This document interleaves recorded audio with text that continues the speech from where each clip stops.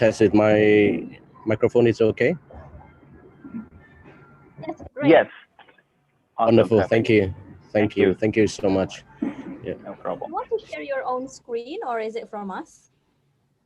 You will be able to share your own screen once when it's time. I will deactivate my screen on my end later on.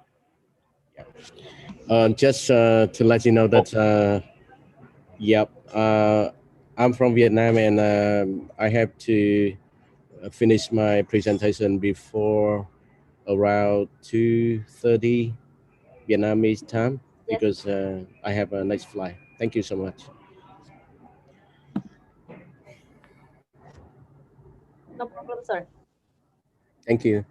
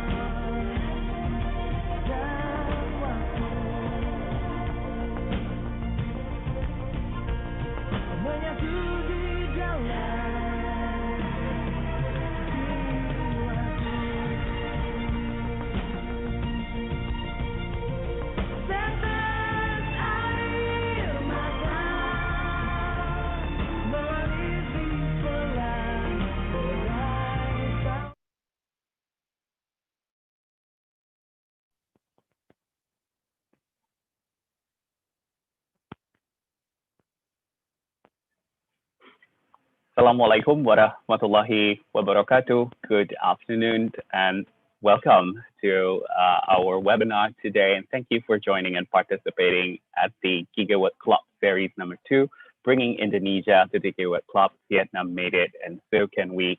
Proudly presented by the Institute for Essential Services Reform and supported by Green ID Vietnam.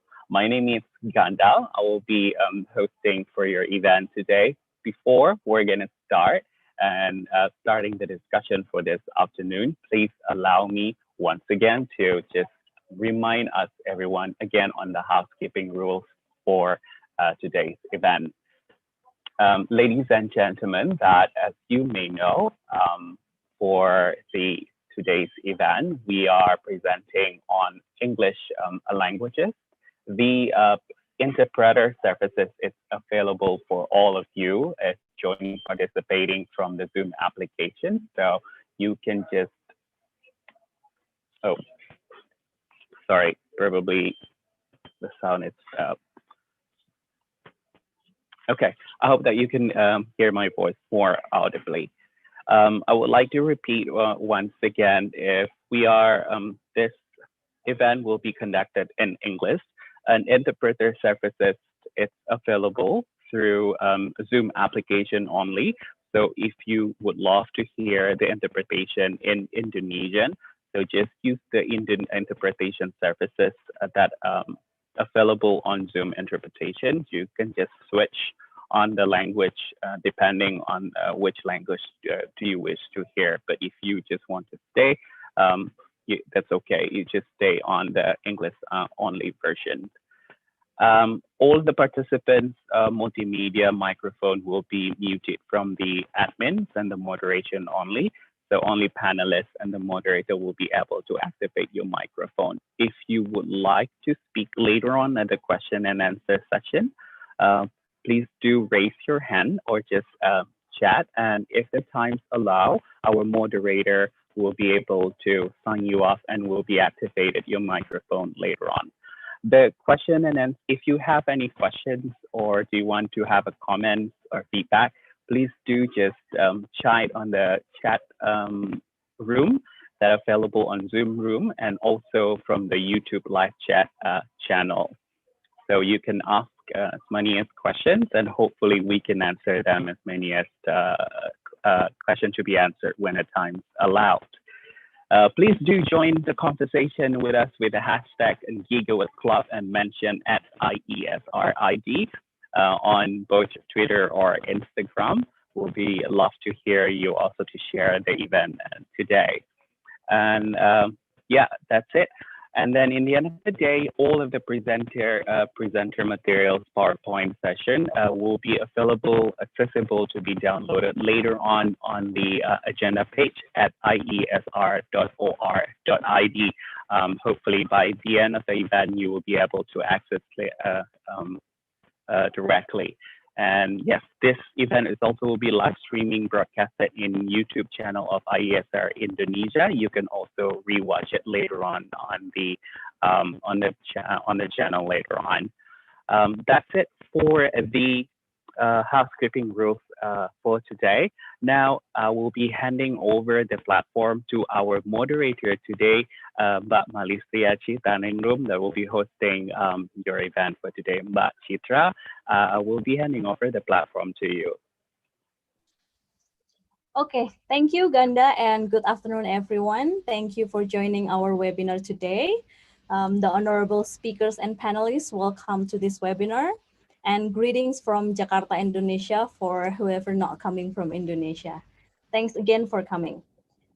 This is the second webinar of our Gigawatt Club series. So we have this series of webinar aiming to energize discussion on solar energy across many countries, and also to see how we can exchange experience and lesson learned from other countries so that Indonesia can follow their steps.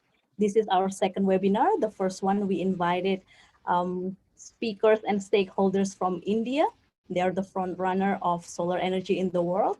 And for this, we will have the discussion with our Vietnamese colleague, because in Southeast Asia, Vietnam has been the front runner of solar deployment, going from only 0.1 gigawatt, roughly similar to our condition today, to over 5 gigawatt in only 2 years. So maybe we can learn something from them and adopt their policy or practices for accelerating solar deployment in Indonesia. If this is your first time joining our webinar, thank you again. Institute for Essential Services Reform, or IESR, is a think tank based in Jakarta, Indonesia. We work mainly on energy, climate crisis, and environmental issues. And we have been active in the solar discussion in Indonesia since a couple years ago. So we really love to have discussion with our Southeast Asian countries on how to promote solar development in Indonesia. Okay, and our webinar today will host several speakers from Vietnam. We try to invite diverse speakers so that we can have more information on policy and regulatory framework. We can have more information on the consumer side and also initiative. And we can also hear perspective from private sectors and investors on how the solar investment climate in Vietnam is.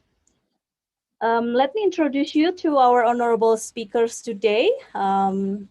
Mr. Chan Viet Nguyen from Vietnam Electricity or EVN. Good afternoon, sir. Good He is afternoon. the Thank Deputy you very much Director of for Business. invited us. Okay. Yes. Mr. Nguyen is Deputy Director of Business Department of EVN, and he has been in the power sectors for over 15 years. And so we will listen more on his experience and also EVN approach to promote solar deployment in Vietnam. And we will also have Ms. Nguyen Thi Ha, Program Managers of Sustainable Energy from Green Innovation and Development Center, Vietnam. Good Hello. afternoon. Yeah, nice to meet you. Hi, nice to meet you. Okay, great. And we will have our third speaker today is Mr. Phang Nam Huong, the CEO and Chairman of Phu Phong Group, a leading solar enterprise in Vietnam. Good afternoon, sir. Good afternoon, everyone. Thanks for inviting us. Great. And in attendance, we also have the three panelists today from Indonesia, and we will hear their perspective on how Vietnam has been going with this massive solar deployment. I would like to welcome Ibu Intan. Hi, good afternoon. Good afternoon, Ibu. Bu Intan is now the expert staff to the Minister of Energy and Mineral Resources. Most of us knows her with her extensive experience in the power sector. And we also have Dr. Rida Yasser. I'm not sure if he's in the room. Okay, maybe we'll wait. Dr. Rida is the Deputy Director for Energy Program and Investment, Deputy Minister for Maritime Sovereignty and Energy from Coordinating Ministry of Maritime and Investment Affairs of Indonesia. Okay. I would like to remember that there is an interpretation service on this Zoom meeting. So if you need interpretation from English to Indonesian, please use it. Or if maybe our panelists or participants who want to ask, but they want to use Indonesian, then our speakers and also participants from Vietnam can use the Indonesian English translation.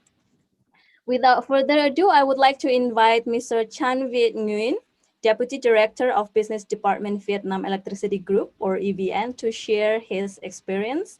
And because he has to leave at around 2:30, so I would like to have you leave the question or comments for Mr. Nguyen in the chat box so that I can ask him before he leaves. Mr. Nguyen, please, you can start your presentation.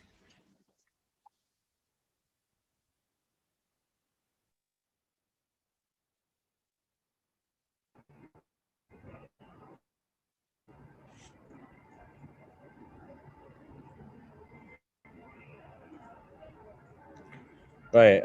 Thank you very much for giving us and myself an opportunity to be here this afternoon. It's about 1:45 Vietnamese time, and I'd like to share with you a very brief story of how uh, Vietnam country in a short time that we can uh,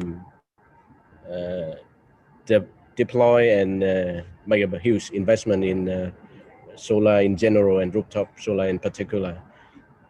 So myself, I'm Chen Vinh Nguyen and Deputy Director of the Business Department from Vietnam Electricity. And I would like to share with you two brief contents. First is about the EVN Solar Platform, which we recently launching on September of 2020. And second is about the some of the rooftop solar promotion activity that we have been doing so far. First is about the EVN Solar platforms.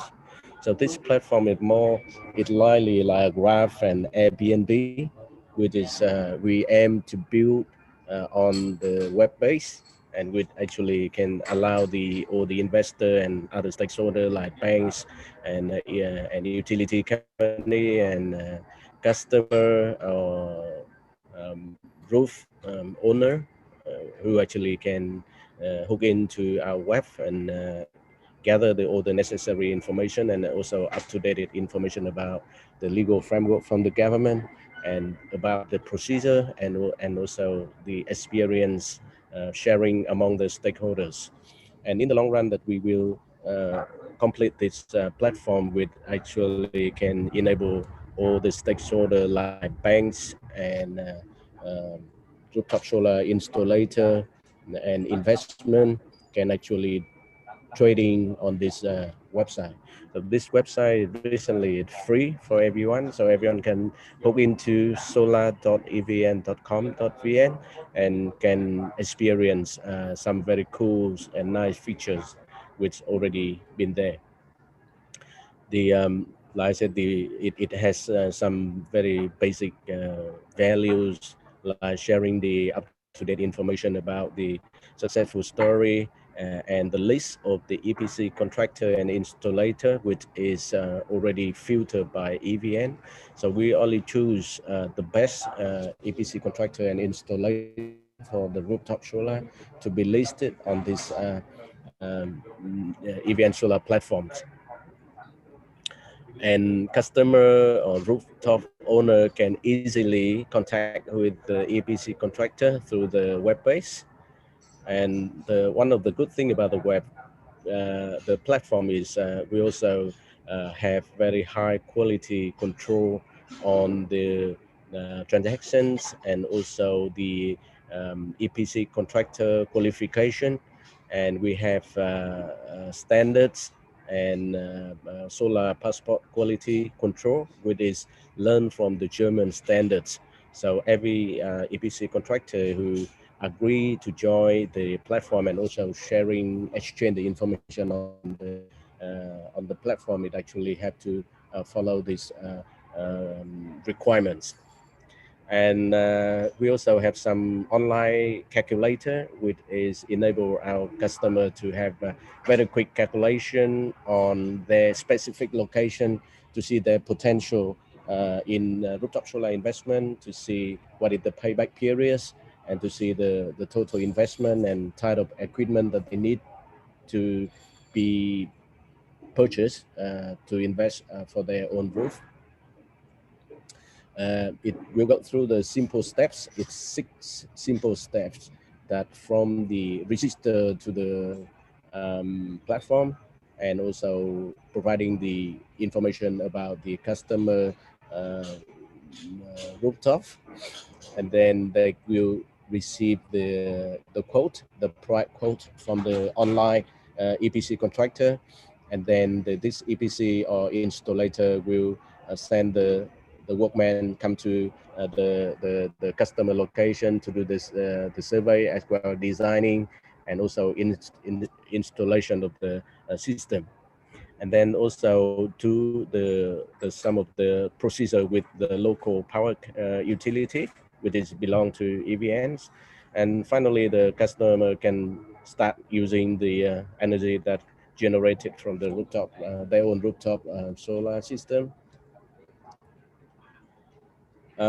It also providing the up-to-date. It day D-1. So it means that today we will get all the information update yesterday about the number of the installed rooftop solar in Vietnam, the number of the project, as well as the total installed capacity. Sorry, it just the figure you see it there, but then it's some in Vietnamese. But then the information we provide here, like general information about the rooftop solar markets in Vietnam. And online investment calculation, this is very cool tools. Actually, it enables the customer to have some inputs like what type of their customer, like there is household customer or industrial customer or commercial customer. They can input their available rooftop in square meter, and also the percentage of the energy that they consumes from the system, and then from there the system will calculate it automatically and give the feedback to the customer. The feedback is about the number of kilowatt hour that at the customer location can generate, and the capacity, the install capacity of the rooftop, like 5, 10, or 20 kilowatt peak that can install and something like that, and then the kilowatt hour that the system can generate yearly. And It also provide the payback periods for the like with the input. For example, in here, I just input like 50 square meter at our headquarters, which can give us some feedback that the payback time is around 7.9 year. So like in Hanoi, it would not have very good radiation, but then we still have the payback periods very attractive, less than 8 year payback periods. But in the central and in the southern of Vietnam, where there are the most radiation, then they can generate more power. As a result, the payback period can be shortened. Right. The second part is about the activity. What we've been doing to promoting the solar investment and as well as rooftop solar investment in Vietnam. First of all, we promoting through the seminar and meeting, like today meeting, about the policy, the existing solar policy and rooftop solar policy from the government, the fit-in tariff, and also the lot of benefits for the consumer when they install or investment the rooftop solar. Just about the legal framework that's in Vietnam, we do have the electricity law, which was issued in 2004, and we have decision number 13. This is very important decision. This is to regulate the mechanism, the incentive mechanism to encourage all the stakeholders in Vietnam to develop the solar in general and rooftop solar project in Vietnam. And then following by different circular from the Ministry of Industry and Trade, as well as the procedure guideline from the electricity of Vietnam. Right. The decision 13 is very important mechanism to allow and encourage all the customer in Vietnam to develop and invest in solar in general, including solar farm and floating solar and also the rooftop solar. So just for this presentation, I would like to focus on more on rooftop solar. So according to decision 13, that the rooftop solar the system must be less or equal to 1 megawatts. It directly or indirectly connected to power grid from which belong to EVN or local power company. The voltage, the connecting voltage have to be equal or less than 35 kV. So this is basically the medium voltage grid, and the efficiency of the cell, the module for the system had to be greater than 16%. And we do have introducing some different 4 different business model. So I think this is really important key and mechanism that enable more and more stakeholder and investor as well as the customer banks in Vietnam to be more interested in different sort of option for their investment.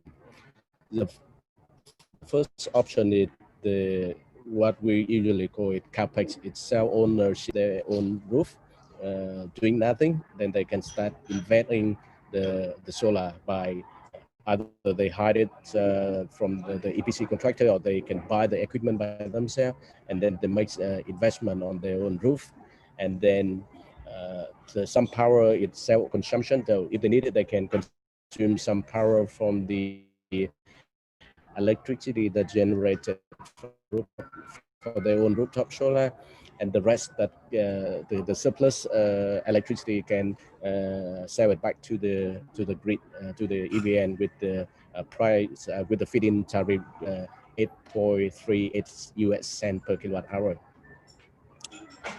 The second model is what we call it private power purchase agreements. So this model it allow the third party ownership.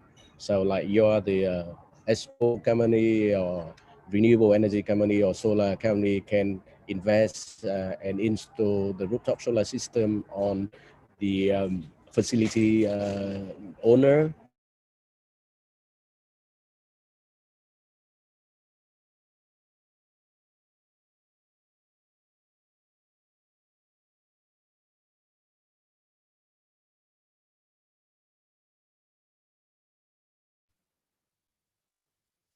Sir, are you still there?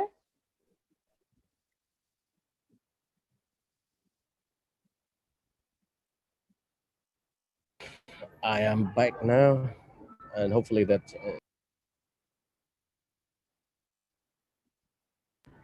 If the connection is a little Yep. bit unstable, Right. you can turn off the camera to save the bandwidth. All right. Okay. Okay. Good.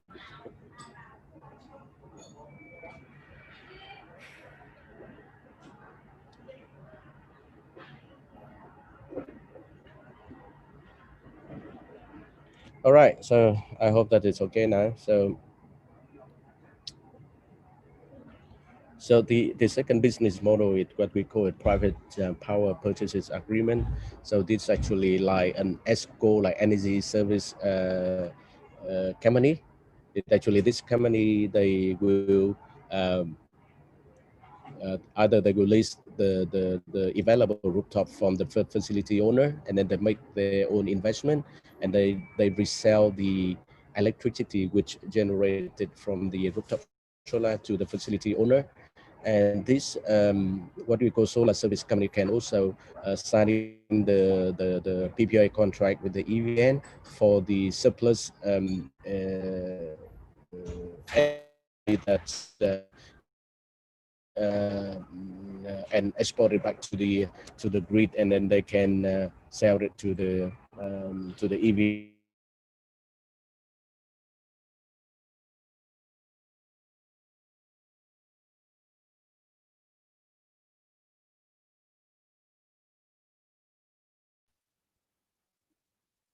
Okay, I think it's a little bit of connection problem. So while we wait for him to come back, I would encourage you to leave your comments or questions to Mr. Nguyen from EVN because he has to leave early after the presentation.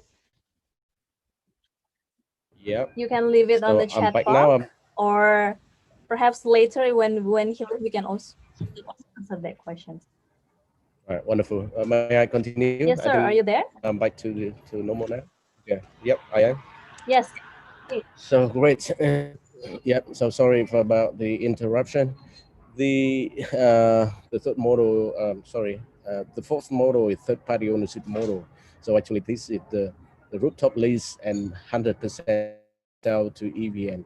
So for this model, You are not sharing. if yes, I'm sharing. If you can share your screen, Mr. Tran. Yes, I am sharing now. Okay. Is that okay now? Yes. All right, wonderful. Thanks. So the fourth model is the what we call third party ownership model.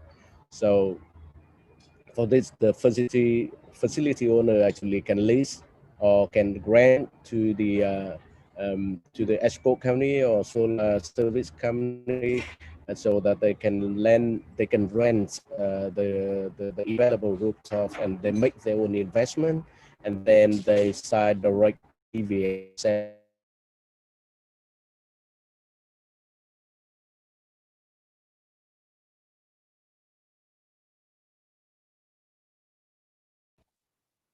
Okay, I guess it's another connection problem. I hope he will be back soon.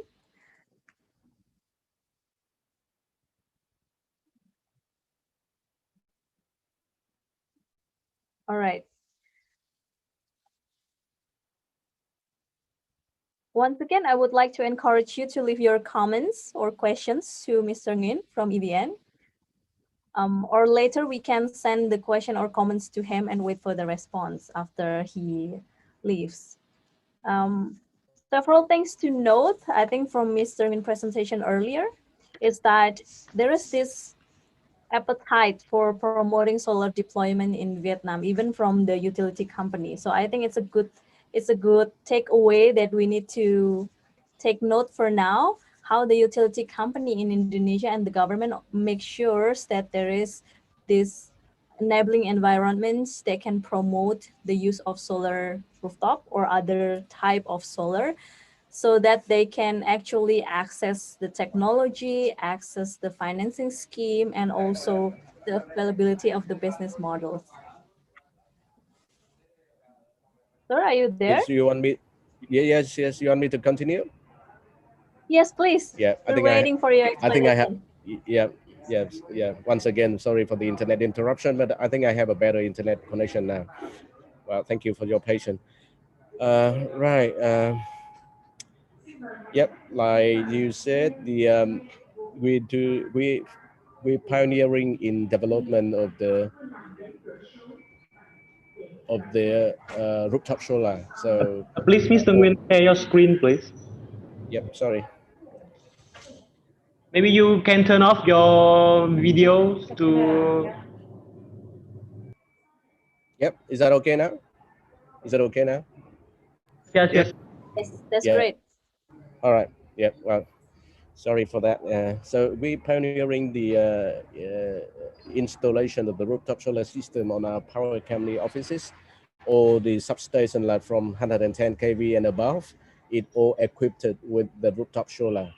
So far we have installed around 500 systems all over the country for our own offices. Yep, we do work together and signing a lot and lots of agreement with the local partner, rooftop solar installer, EPC contractor, and banks and financial institutions to offer our employees and also the customer with the better option and solution to invest rooftop solar. It including one-stop shop, so customer only sign one contract with banks or with the EPC contractor, then the rest is being taken care by the joint venture with other party and stakeholder. We authorize and guideline all our local power company to simplify the connection procedure, payments procedure, as well as the install the two-way meter for our customer. So for the timeline, it within 3 days or 5 days, the customer will complete all the procedure that required from the utility company. So it's very quick time. We also learned the solar quality passport from Germany, and we customize that to fit with the Vietnamese condition. So this actually require all the EPC contractor as well as the customer, whoever have installed the rooftop solar, have to fill in this sort of form to clarify and to be transparent with the quality of the material, quality of the installation, as well as the EPC contractor. So they actually have to fill in the form, and this form it transparent and it publicly show on the EVN Solar, so customer can query the quality of their rooftop solar and also the EPC contractor. So this is very important material to control the quality of the rooftop solar itself. And later on, when the customer, they want to do the trading, they resell their project to other customer or other investor, then this is very important material. We request and we ask all our local provincial power company to inform the available substation and distribution line, the local the distribution line, about the absorption capacity. As you see that the rooftop solar need to connect it to our local network. So we have to show them that our local network capacity. So from there, the investor and also the customer, they know that at their location, it investment for the rooftop solar, which get connected to the local utility, it available or not. Well, last but not least, we do a lot of consultation through our customer online 24-hour, 7-day customer service through the country. So we divided into the different region, like in the northern, in the central, southern, and two big cities like Hanoi and Ho Chi Minh City. So we do have the contact number. So this number actually, we do have the people working there around the clock to to support and to answer all the questions from the customer regards to the rooftop solar, and as well as to have them in terms of the procedure that they need to be complete in order to get connected with the EPC contractor, and also the complete the procedure from the local power company. So in the short term, that's it. Very much in my brief introduction about the EVN rooftop solar and about the way and the different sort of activity that we've been doing so far. And we're very happy to announce that right now we have over 1,700 megawatts rooftop solar in Vietnam, and it's almost 60,000 roof it already installed the rooftop solar. So that it's very much about my presentation, and I'm very happy to share with you as well, answer some of the question about there. Thank you very much. All right, thank you, Mr. Ngin, for your elaborative explanation on how EVN embrace the rooftop solar and all the platform, the transparency, and how the quality control is also being made. That's one thing that we need to take notes here in Indonesia, because there's always questions on how consumers can access information on the installation or the financing scheme, and also later on the operational and maintenance stuff. My first question would be about, does the government actually have the give the obligation to EVN or give incentive to EVN to absorb as many as renewable as possible? Because I believe that EVN also deals with fossil fuel generation apart from the renewable. Well, thank you very much for a very interesting question. It's yes, we do facing with the shortage in power supply at the moment and upcoming 3 or 5 years. So because as you see that to invest in power plant, we need a lot of money and we need a lot of time, like to build a coal-fired power plant or gas-fired power plant or hydro power plant. It takes like 3 to 5 years, and we need to mobilize a lot of money. So therefore, why the nature resource like wind and solar in Vietnam, it have very good condition. So the government, it decided to have a good intensive mechanism, and they required EVN to do all we can to receive or to connect as much as possible. So technically, recently we make a loss because the electricity that we buy from other sources is much cheaper than the solar. But because of the government policy at the moment, so we're very happy to do so, because instead of we doing our own investment, and now with the incentive mechanism, then everyone is happy to make their own investment. So as a result, up to now we have over 6,000 megawatt in solar for the entire country. So for that figure, we're very happy, and we do hope that in the upcoming months and year, we will have more and more sort of, solar power plant that will be installed. Okay, that's interesting point of view, because if we talk about utility per se, sometimes one of the indicator of success from a utility company such as EVN or PLN in Indonesia is how much electricity that you can sell to the consumers. But you say that somehow you're operating at a loss, but you're very happy because this is from government policy, and that the investment can be made by consumers, not by EVN. Is that correct? Yes, that's right. So actually we avoided investment costs actually, yeah.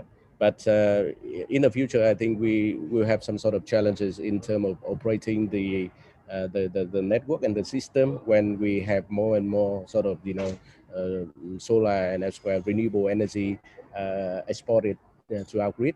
But right now we're working very hard to maintain the system as well as to be prepared for the future. Okay. Yes, the question is of the grid is always relevant, and I hope that EVN can overcome the challenges. I would now like to read the questions from the audience. The first one is from Mr. Reza. One of the factors often cited as an obstacle to the development of solar power in Southeast Asia region is because the solar irradiation is not as high as other countries such as India. In your experience, do you find these challenges real in the case of Vietnam, and how does you overcome those challenges? Well, I think in Vietnam we have a very good solar radiation compared to other countries. But I think also India have also very good solar radiation. But in Vietnam, I think it first is from the government. Government they understanding the situation that we're going to be some sort of shortage in power supply, and the question is why we not use the renewable energy. So it come up from there, come up from the real life experience about the power system in Vietnam. And in Vietnam, it's the radiation it's much higher from the central to the south, to the southern part of Vietnam. So therefore, the majority of the solar project it invested and be installed in this region. And the key here is, I think it from the government regulation is the most important. You know, before the decision 13, we have decision 11, and that's it. The first fit-in tariff that been introduced to the markets since 2017, and that really make a boosting in investment for the solar in Vietnam. And we do hope that in near future the government may introduce some other sort of feed-in tariff 3 or something like similar the mechanism. But compared to other countries, then this feed-in tariff is very attractive at the moment, I think. So that and then also other reason is that due to the price for the material, it keep uh, lowing down, time after time. So this is one of the other reason that make the solar project it more attractive. Okay. Yeah, I heard that the investment climate in Vietnam is very attractive for renewables because of the feed-in tariff. But I don't believe that feed-in tariff alone will help solar deployment there. As you mentioned the paradigm, the narratives, and how many stakeholders join forces to make this happen. That's also important. And so I would like to go to the second questions. This is from Mr. Dimitri. How the financial institution or bank, this is an interesting question, how financial institution or bank help EVN in terms of promoting this solar use for consumers? Is there any special plans for them? Yes. Well, thank you so much for a very interesting question. The for the beginning 2017, as I remember, not all the bank interested in the rooftop solar in solar investment. First, because it newly introduced in Vietnam, so they don't have much information about the solar. But then time after time, with the very good incentive mechanism, and then a lot of marketing campaign to from the local government and also from the EVN and also the investor. So one of the big key issue, like you mentioned, that in order to have success in investment, huge in solar capacity in a short time, with the supporting from the bank is very important. So bank now they work in parallel together with EVN and also with the EPC contractor in Vietnam to mobilize the finance for any type of the project, because banks they understand that with the existing electricity tariff, because electricity tariff, as you see, that it recently it sort of it going to be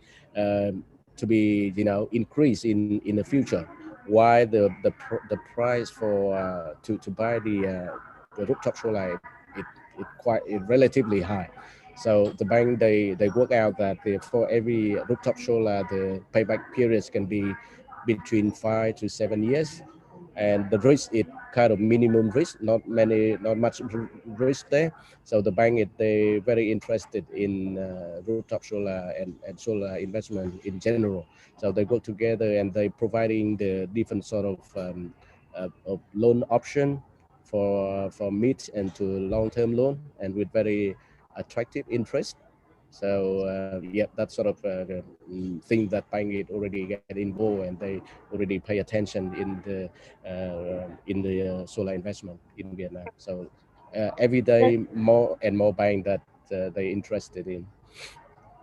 Does this apply only to rooftop solar or also the large scale solar per se? I mean, the interest of financial institution is important because then they will be one of the sources for the financing of the project. For the beginning, they're more interested in a big size solar project, because it will take them about the same time, same amount of time, and same amount of of, Part. managing and everything. But now they're more interested in the rooftop solar. The reason is rooftop solar they don't waste time, and the decision making it very fast. So now the training it go to the rooftop solar for all the banks. Yeah. Okay. I think we need to spare some time to invite financial institution from Vietnam to talk to our banks, because there has been some doubts from local banks on how to finance rooftop solar system. But listening to your explanation makes me optimistic that maybe we can follow your step. For the next questions is that, okay, this one is about consumers. So Mr. Nguyen, what do you think is the critical factor that makes Vietnamese people want to change to PV system? Is it about awareness, education, regulation, or because of the feed-in tariff? Well, because of lots and lot of reason actually, but the main factor, successful factor, or the reason that makes the customer make a decision, I think it first is because the feed-in tariff. Because actually, if for me like or the household when we invest the rooftop solar, actually it can save my electricity bill every month due to the feed-in tariff and the electricity tariff. So we can make that sort of comparisons. And as you can see that the electricity tariff in Vietnam is what we call it's step tariff. So the more you use it, the more money that you have to pay. So actually when you use over like from step 4 to step 5 and step 6, the electricity tariff is much higher. So by introducing the rooftop solar, you can cut the peak loads like during the daytime. So if you use air conditioner and a lot of appliance that consume a lot of electricity, you can actually can use the own source of solar.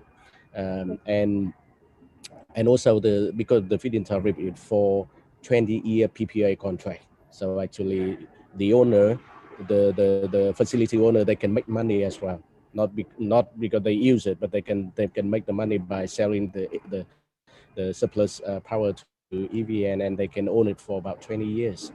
And other reason is they can reduce the heat to the building themselves and to protect the environment.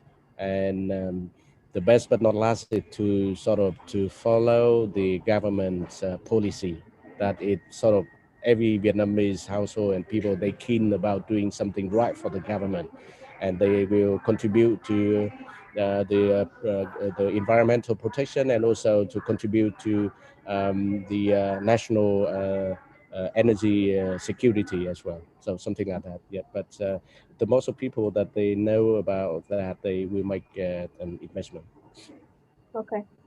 I'm not sure if you're aware about the rooftop solar regulation in Indonesia. So currently we have the net metering scheme, of which you can export the electricity to the utility grid, but with less price than the electricity that we consume. So I think the point that you made there, in order to make initial investment and attraction for the consumers, then the feed-in tariff or financial incentive are important so that the adoption could grow higher. And then with that, we can enjoy more solar deployment and probably faster price decrease, because for now people think the investment is still expensive.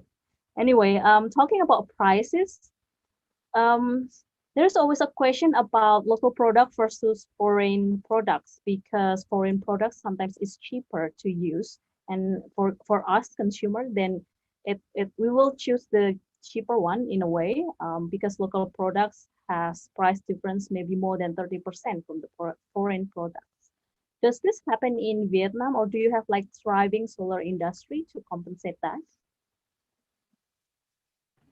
Um, from my personal point of view, this it not it just very little that slightly affects to the market at the moment, but the majority of the solar equipments, including pin module or inverter, cable, and so on and so forth, it the majority is imported from overseas.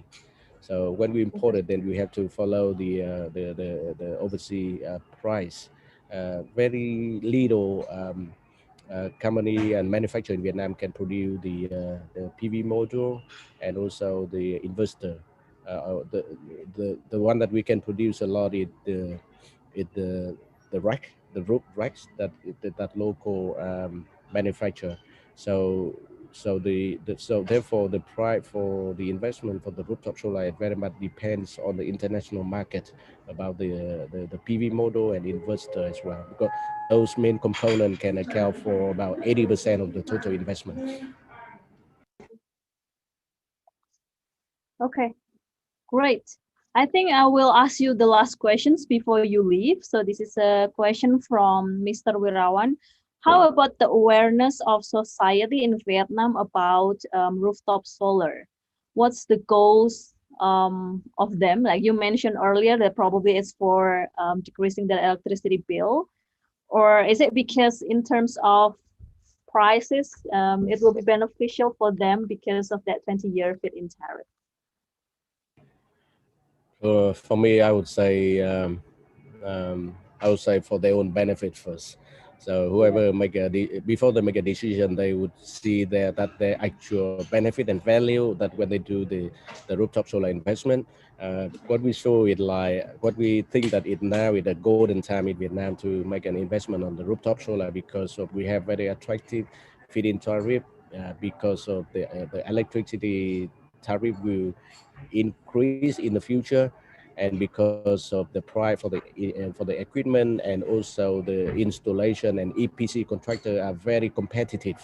So therefore, the customer who own the rooftop can get a very good price for the investment at the moment. And with the supporting with the local bank and commercial bank, then everything that it kind of, I think it kind of easy for everyone to invest the solar rooftop in Vietnam.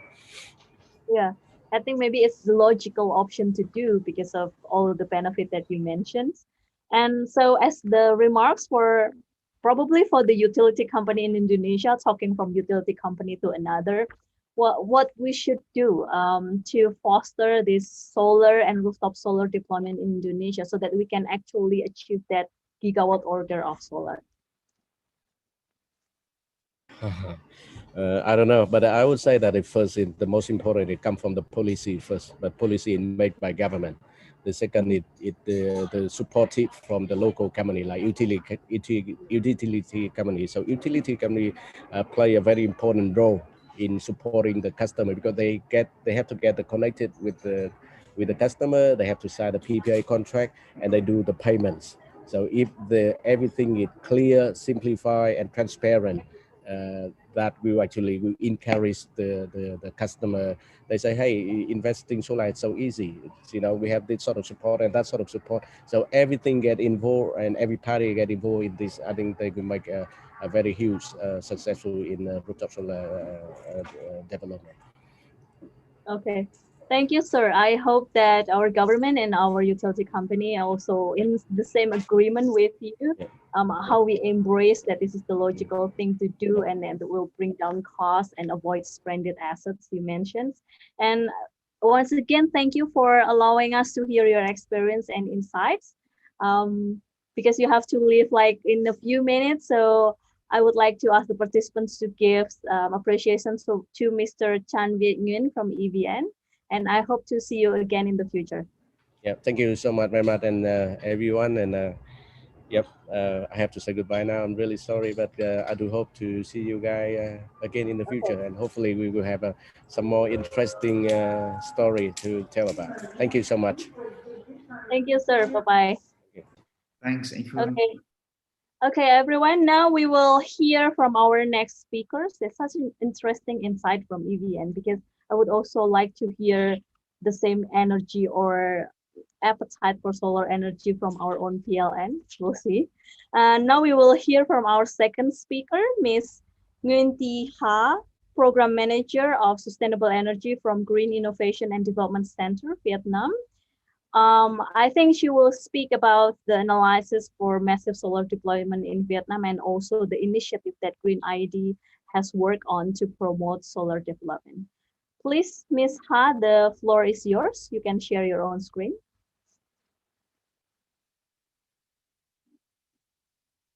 Yes, wait a minute. We prepare the presentation.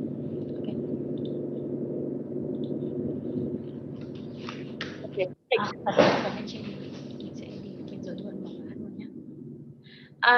Yes, because Mr. Nguyen also have a detailed vision on the rooftop solar markets in Vietnam, and he also mentioned about the policy and the capacity. So that's why I will go through and I will present about the initiatives on the medium green home, about the activity and roadmap and outputs from we conduct this program in the Vietnam.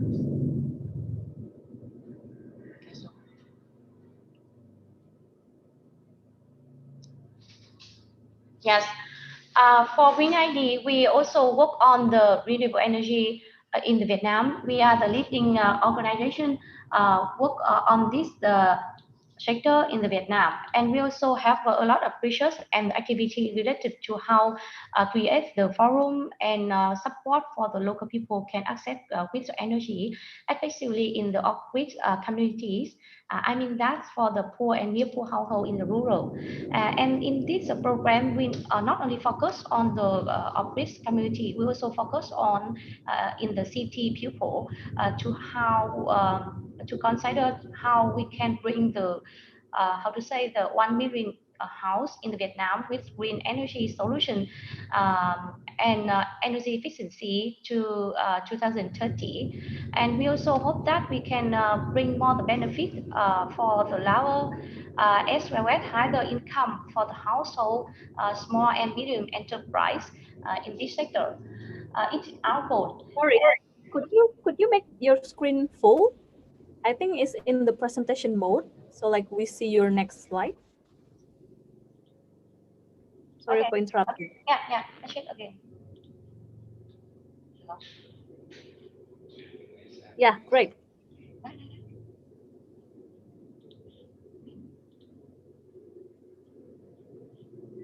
Yeah, how about you? Yes. You can see? Yes, that one is perfect.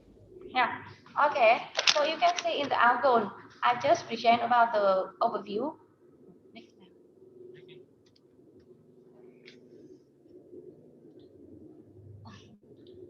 Okay.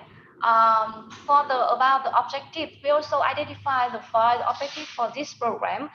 The first, we also conduct and build an information hub in the most update about the how to say the policy, finance, about the data related to the rooftop solar in the Vietnam. Most of people who interest in our program, they can join and see how to say the interest information related to benefits and something like this, and they can give the decision they would like to apply the model or not.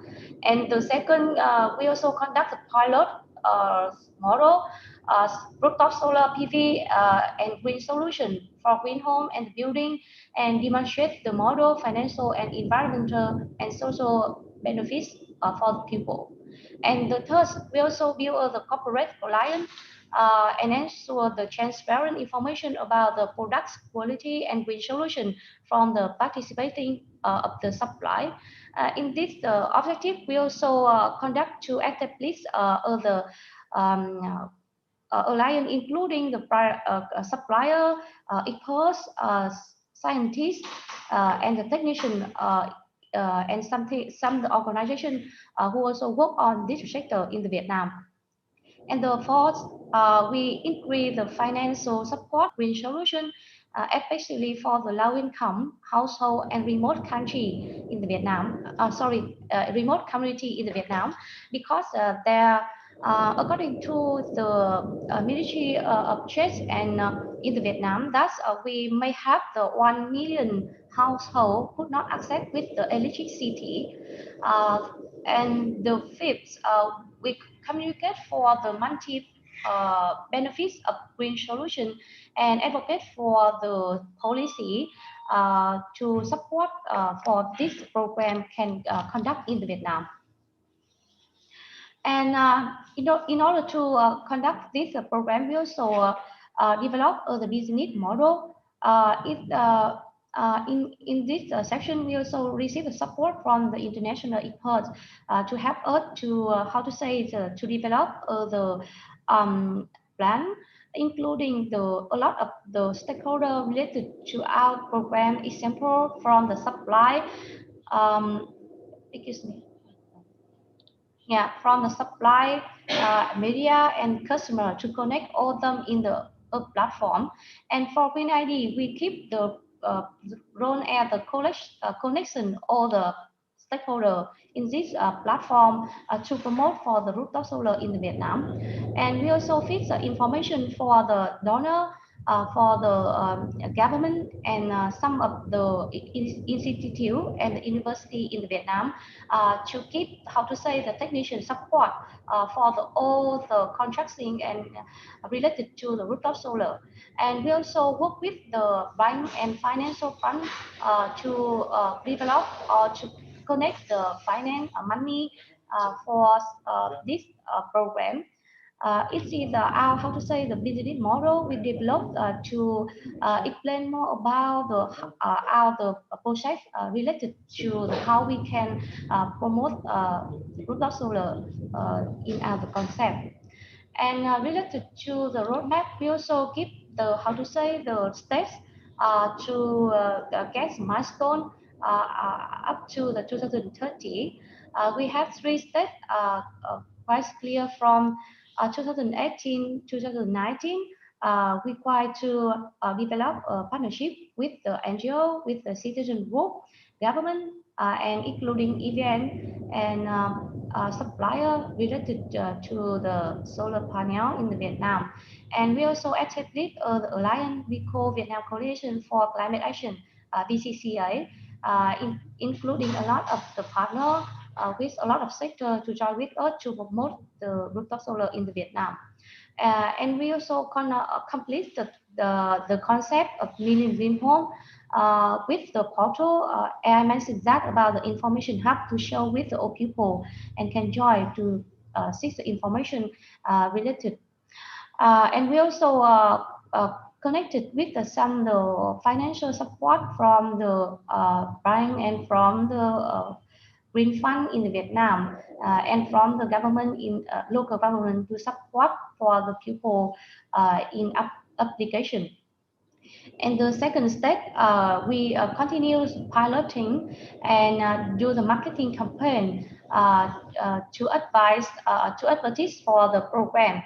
And we also operate the information hub with a lot of the information collected from the application and including good practice and policy for the application in Vietnam.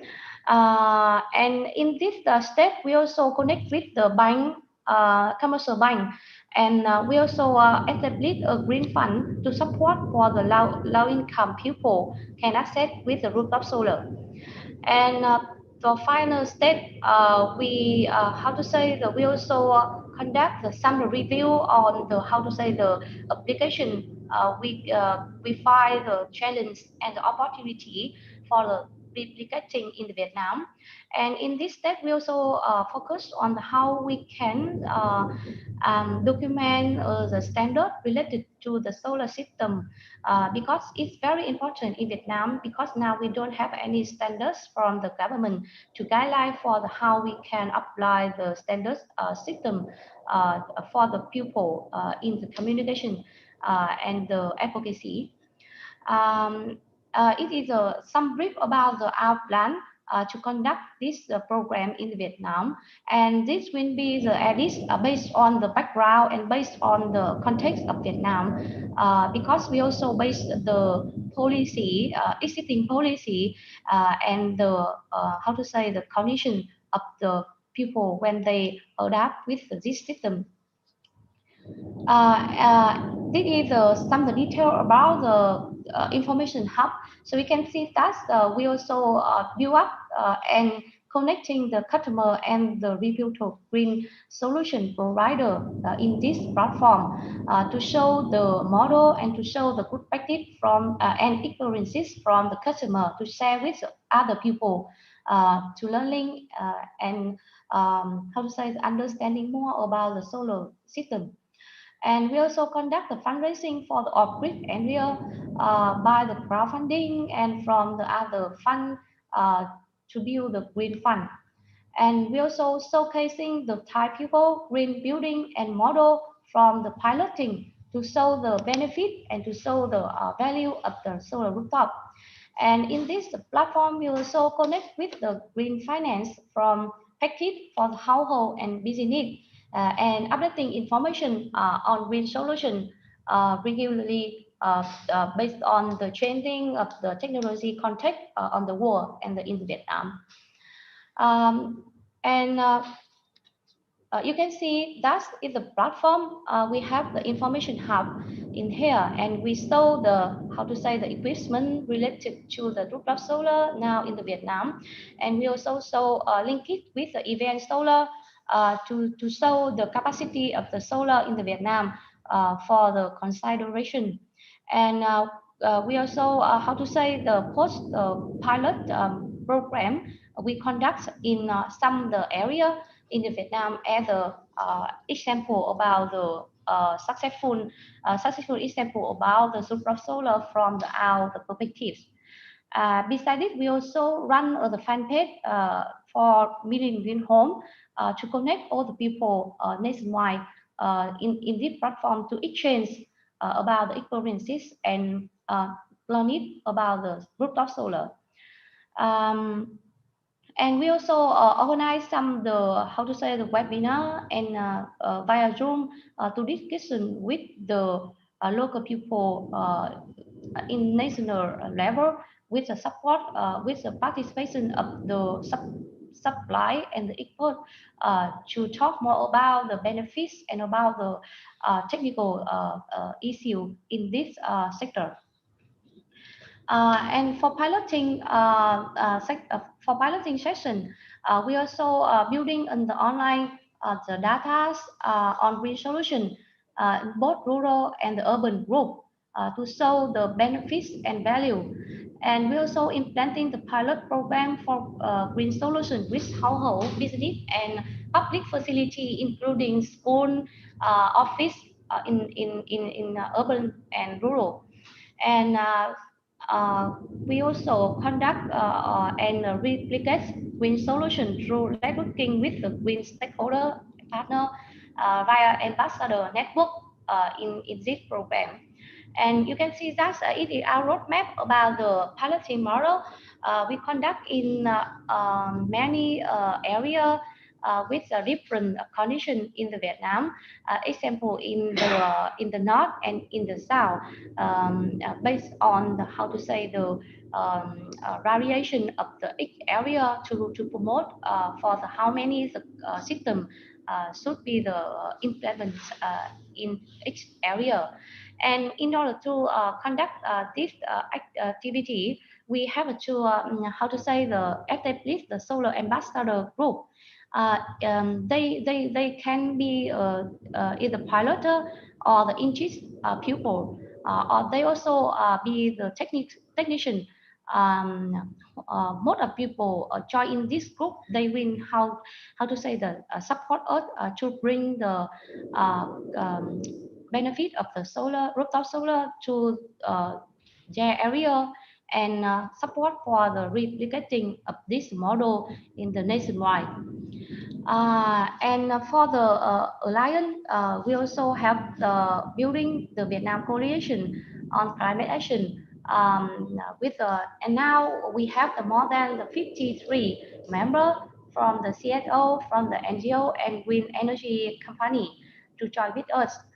And we also have updating to find about the how to say the regulation and policy um, uh, related to the rooftop solar promoting in the Vietnam. And we also how to say the review the experiences on the world to share with all the member. And we also work with the member to create the support program for the people when they access with the platform. And for the mobile, how to say the mobile the financial resource for the low income area and of risk community, we try to connect customer and supplier with the financial solution from by the crowdfunding, from the support from the export and other green funds in the Vietnam and international support in this platform to support for the local people can access with energy and electric in the remote area. And we also active listing how to say the exchange information to talk with the people about the benefits and about how they can join with us to bring the how to say the profits for the low income people to conduct the HGD no left one behind. And it is a piloting, so we can see that we also conduct the communication program on the benefit of rooftop solar and the advocacy activity. We conduct both of online and offline activity to raise awareness of the people on the rooftop solar. And in order to support for this process, we also have the calculation tool. You can see that we also have the same with the event. However, we have different points that we can compare to the how to say the way that the amount the save the money in the bank and the invest the solar rooftop in the 20 year.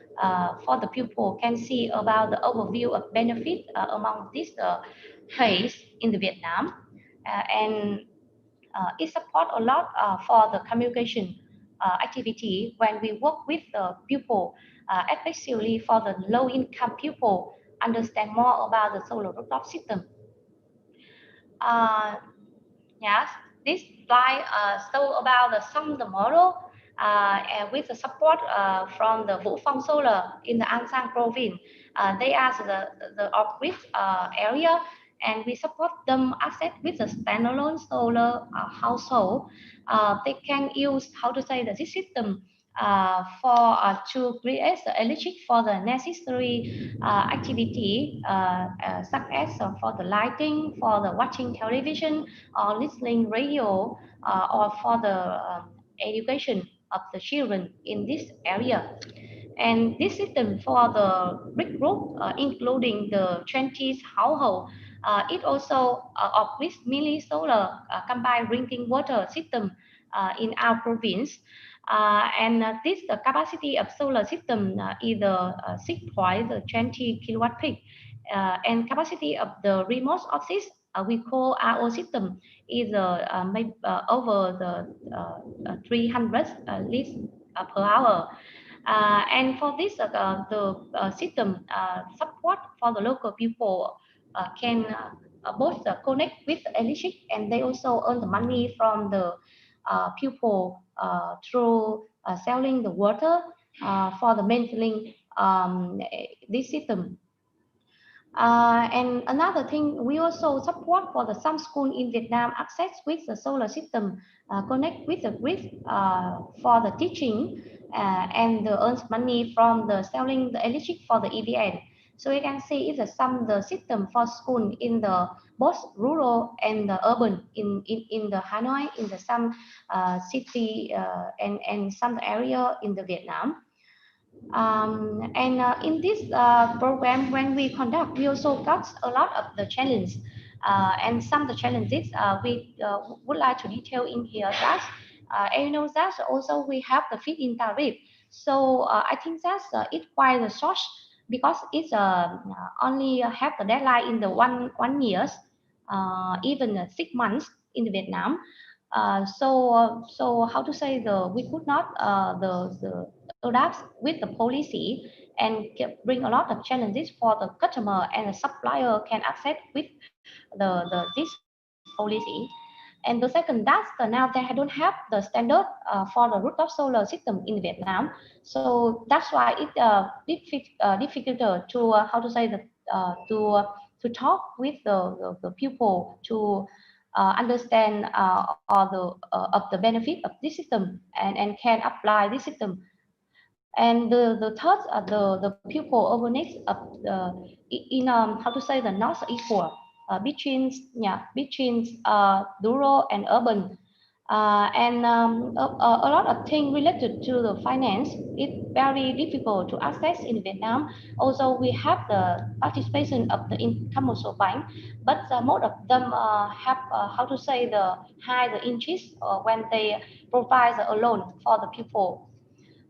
So that's why we also have some recommendation in the Vietnam when we conduct this program. That we need have how to say the long-term the policy to promote the rooftop solar in Vietnam, and we also would like to connecting more the bank and the fund join with us to promote this program with the how to say the support mechanism and technical standard is very important, and we should have the how to say the requirement from the government to guideline for the customer and the supplier when they apply in the Vietnam.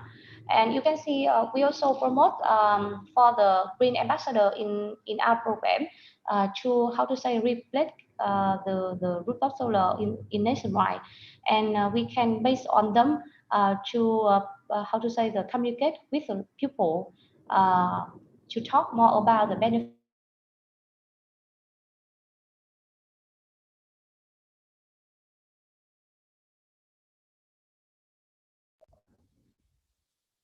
Hello?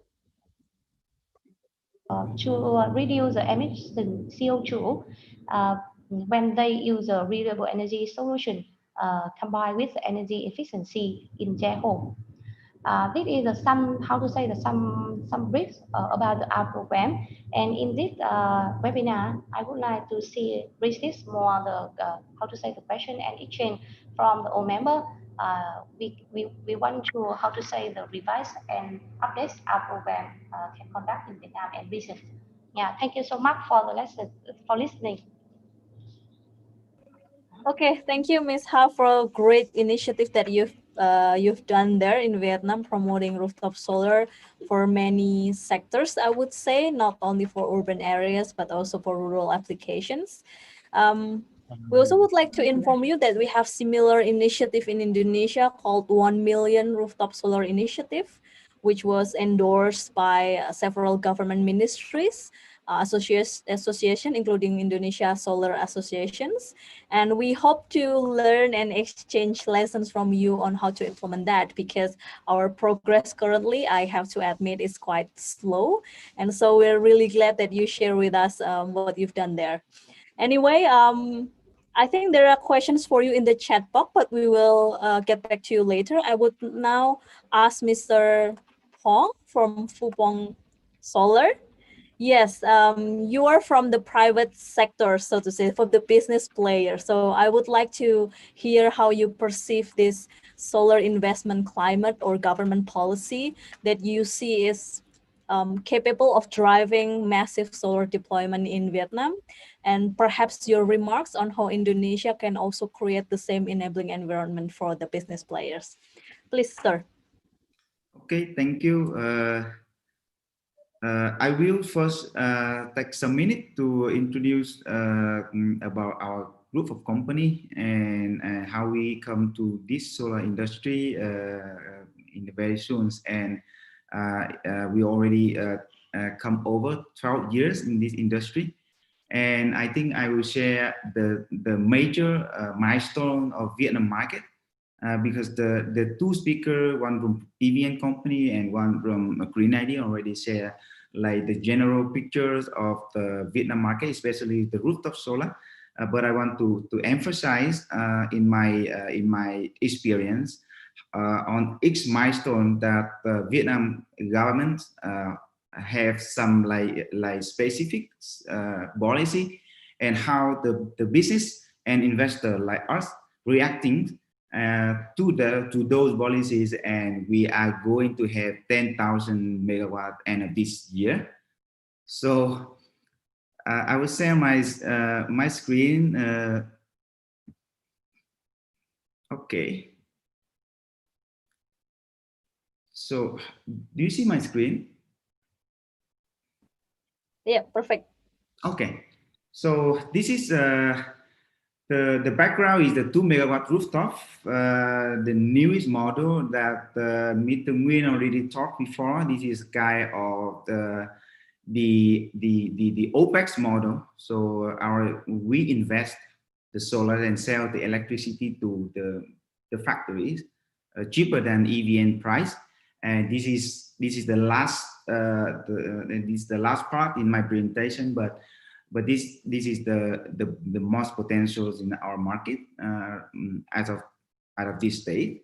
So Wufeng company we established in 2009. We have already 12 years doing in the solar industry, very familiar with the Vietnam solar market. And we are also a very long-term partner with Green ID also for rural areas. And right now for a millions solar roof project. We have accomplished more than 1,000 projects in which we have 8 solar farm, and most of the projects is the rooftop solar. We have finished more than 500 megawatt. 90% of them is utility. 10% is the rooftop solar. We have 350 people, and we have across 9 offices in Vietnam. So our story also beginning from like office system, where we have a lot of rural area or places where there's no electricity, and I started business from that time to supply those for those reasons, like for the forest, for the border protections, and for the islands. So that is a long story, but it's over. It took for me like 7 years, only doing in the rural areas. So we also have a startup named Solar V producing the solar office equipment in Vietnam, and this is right now like the only one company producing the office solar equipment. This is have to be very cheap and the best like guarantee service for the poor people. I'm very proud of that, but the market is small. Next, I want to share is that how about we wait for nearly 10 years to have the first policy for solar. I know our Prime Minister already talking about the solar, the carbon dioxide reductions 3-4 years before into 2014, but until 2017 we have the first time that we have the law. We mean the decision number 11 that promotes people using or investing the solar system. So this is very important milestone where a lot of people are aware that this is legal. So long time before having this decision, people think, oh, it's illegal because EVN is the only one companies can sell the power to all of the people. But this is the time that they say, okay, we can connect this solar system. like legally, and we're not afraid of the EVN company will come and say, oh, you cannot do that. So, and you know, this is at this time we are quite surprised where the government had the fifth one at 9.35 cents. So as you know, at that time, the price for a solar system is still quite high, but the 9.35 cents is very high price at that time. And because of this decision 11, we have 400,000 and 4,500 megawatt peak already developed. But I can tell you 99% of that is the utility scale, because the feed-in tariff for the decision 11 is still quite difficult to implement in the rooftop solar. We all have only 2 months, because you know at the beginning the decision 11 saying that we are going to do net metering. So you consume, you produce, so you just get the you just do net metering of that.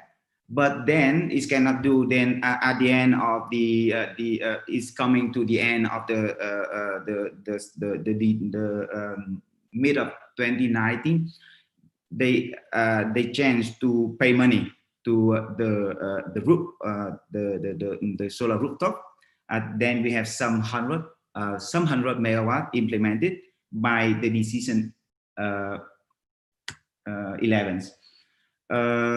So I saw on your flyer you said that we have from nearly zero to 5 gigawatt only 2 years. In my opinion, is it because of the very high feed-in tariff? So 9.35 cents. So it's only is only the big investor investing very large. I say the huge, a giant solar farm, and I was participating in 2 biggest solar farm. One group of 420 megawatt big, and one single solar farm at 250 megawatt. And now we are also doing the operating and maintenance for that solar farm. So you can see 5,000 megawatt, but it's only about 87 projects. So each project is very big. Yeah.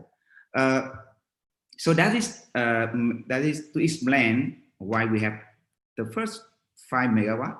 But yes, it is. I don't think that you should study that, in my opinion, because this is not really stable policy, and very short. So I'm sharing the 2020 decision 13. This is the very good the decision where the first time the government allowed the private PPA. So this is the first time the government said that private company can sell the power to others. So we know this. We know that government are going to allow this. So last year we preparing the OPEX model, where the investor or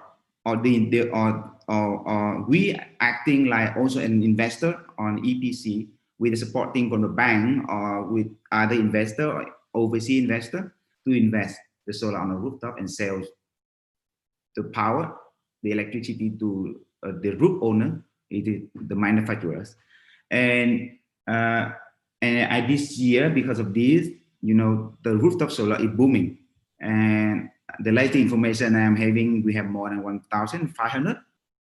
I'm expecting end of this year maybe is go over 1,500. Yes, and we are forecasting that end of this year it can go over 2,000 for a rooftop solar. So it is a huge number for a rooftop. And in the meantime, there's another 36 utilities project already developed some years before, and they will COD this year. It will be around 3,000. So that is showing why I can tell you, okay, end of this year, we in Vietnam we can reach 10 gigawatt. So in my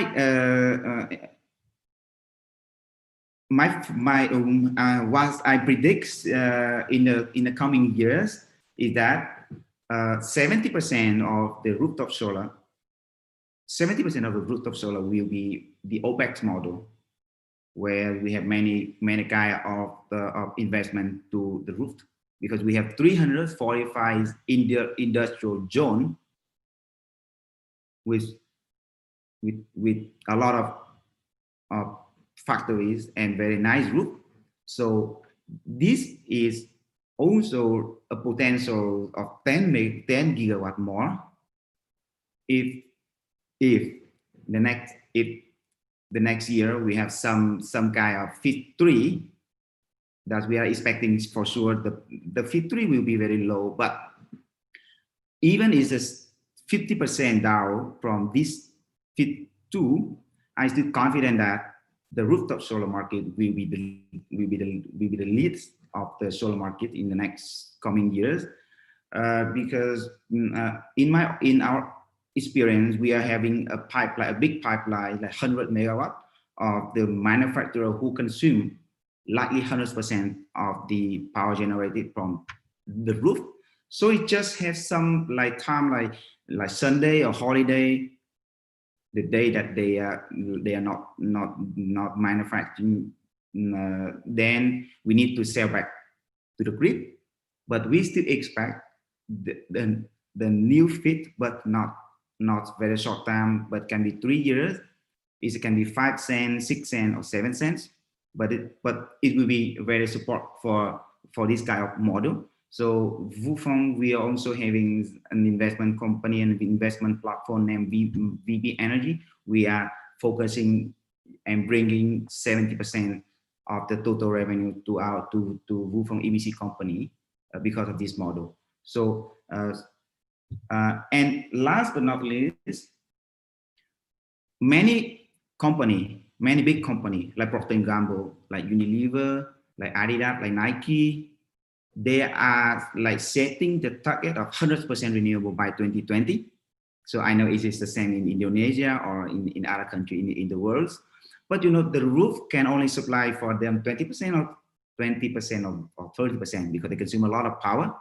So we will have the pilot DPPA programs in early next year.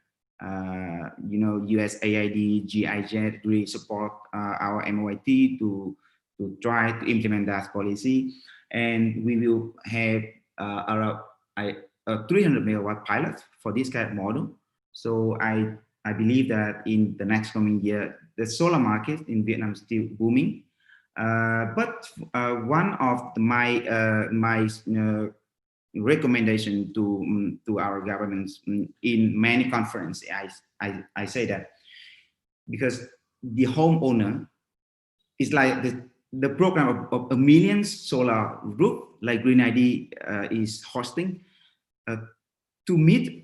If we have 1 million solar roof, we can have a very easy 3 to 5 gigawatt on a roof, okay, without any land, without like no need any like transmission line, because in some big cities in the south we have the best irradiations. So to do that, because most of the homeowner, they go to the company and they don't consume the power at the daytime. So it's always in own conference that I attend, I give the idea that we need to support the residential, because residential investment is really higher than the commercials and industrial.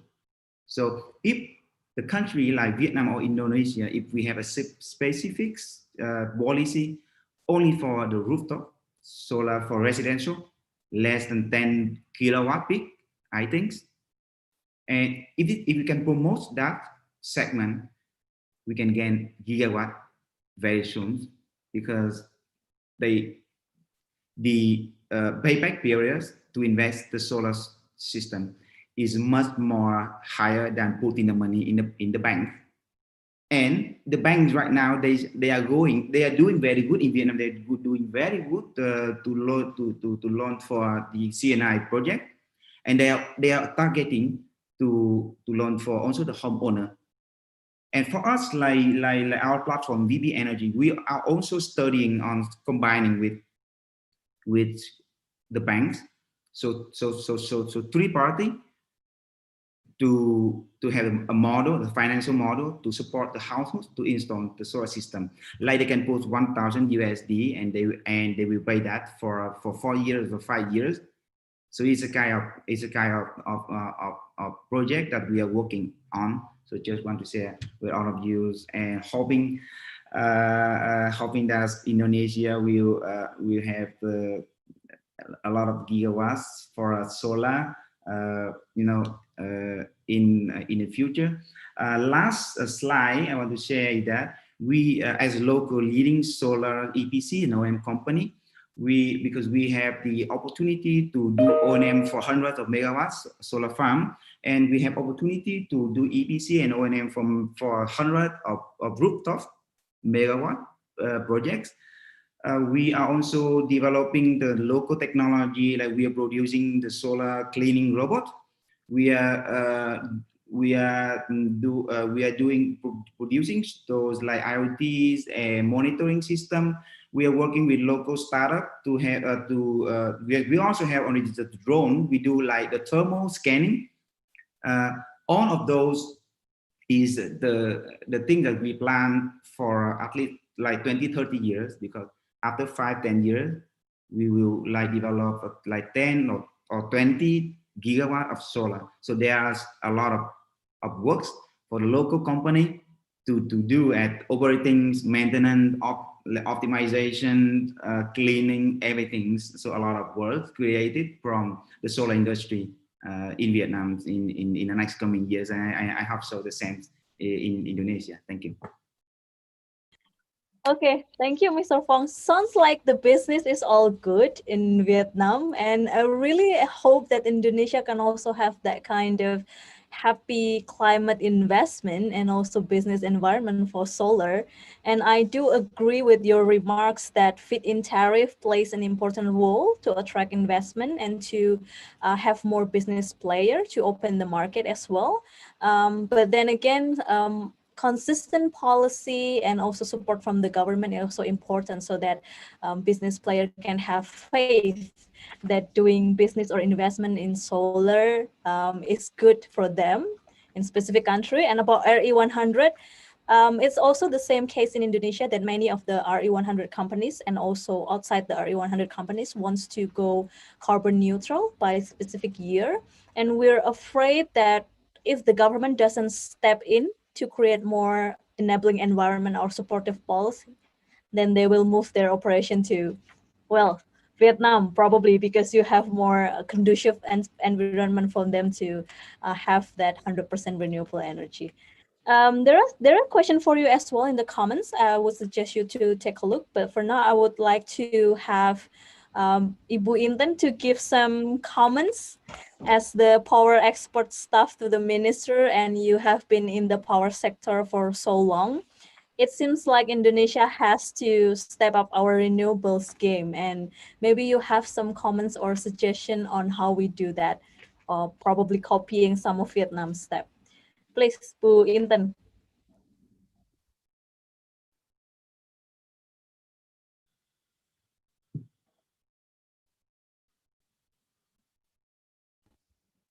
Oke, Bu Intan, bisa memberikan komentar, Bu?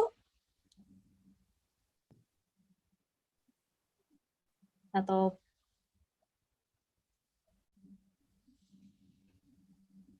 Bu Intan?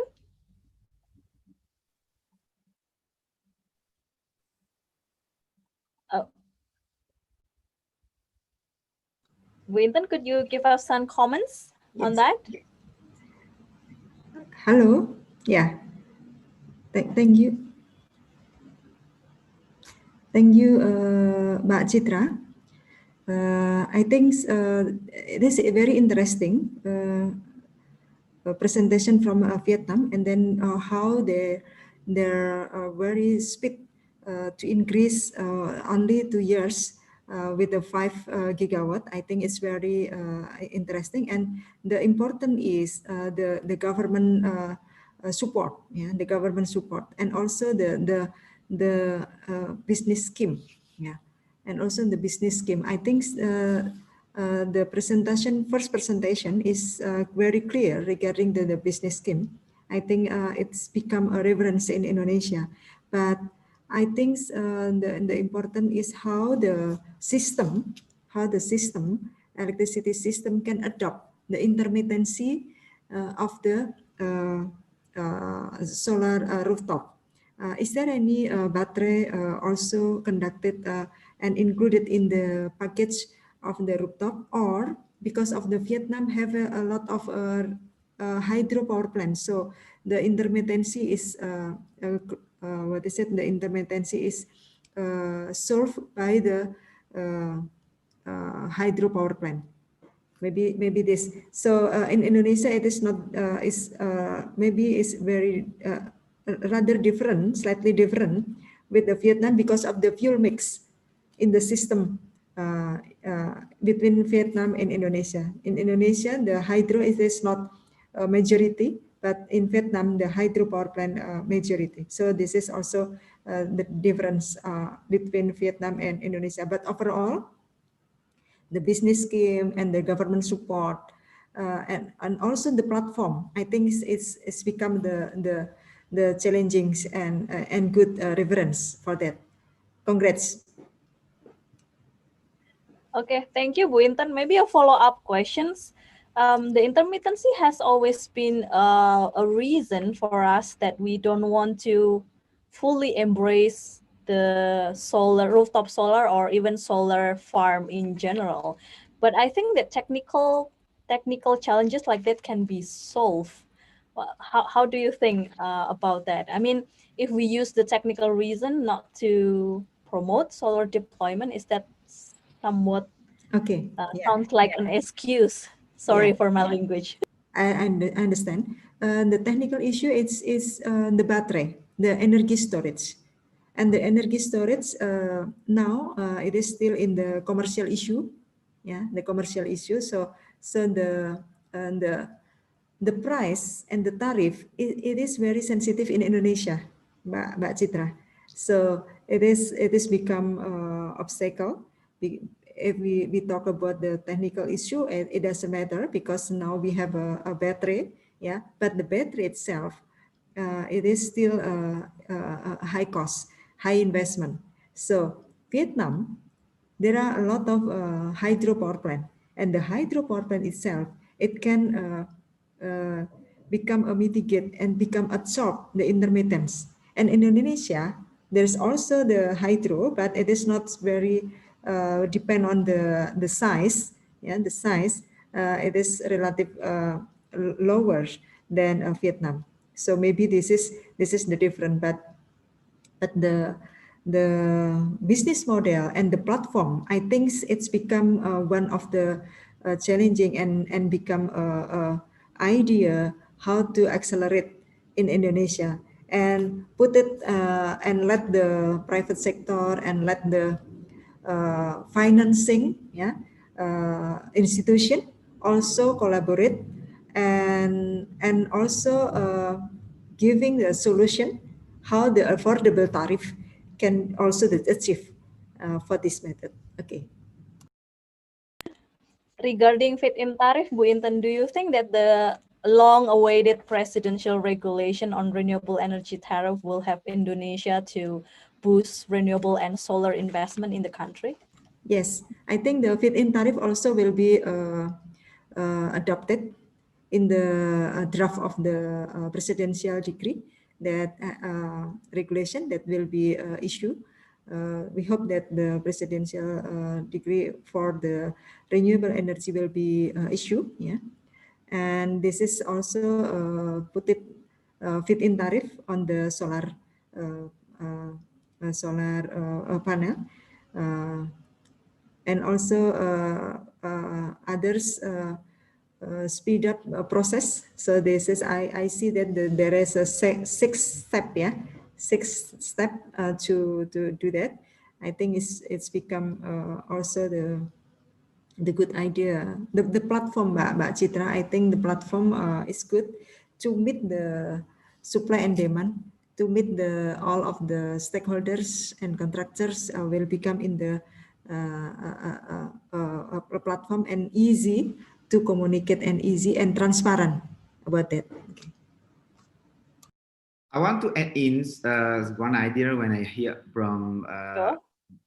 from her is that yes, I agree that the balancing for the grid is very important when we try to promote solar power solar projects, and some kind of that you said we have a lot of like hydro power plants, and you say that the batteries is like quite expensive.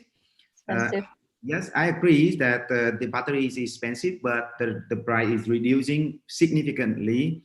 And you know, in our draft of the decisions 13, we have our government revised many times, and some of that time they also include that if you investing a solar system or the utility solar project, and you can investing also the battery to store that, you can have a higher feed-in tariff, so higher price. So this is also a good idea. And I think in the next coming years, I think the price for the lithium battery to store will be like around 100,000. If it's come to now, it's around 150. But if it is dropped to 100, is more economic to combine.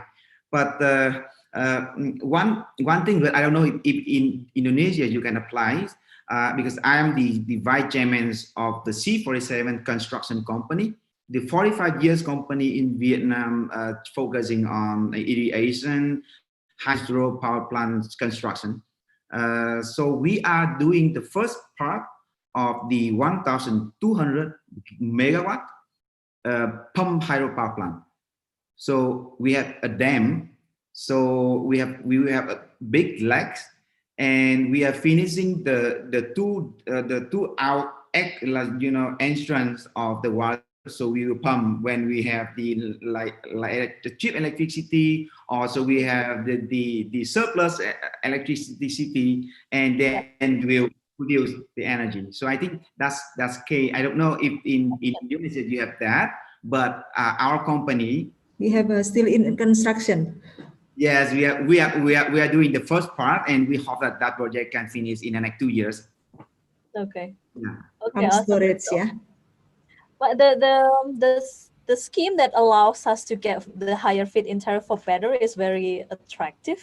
I suppose that the government of Vietnam already think all of the alternatives through, to really encourage people to use solar for their homes or buildings. And I hope that we can also copy that in Indonesia. And for now, I would like to ask a comment from Parida from Kemenko Marves.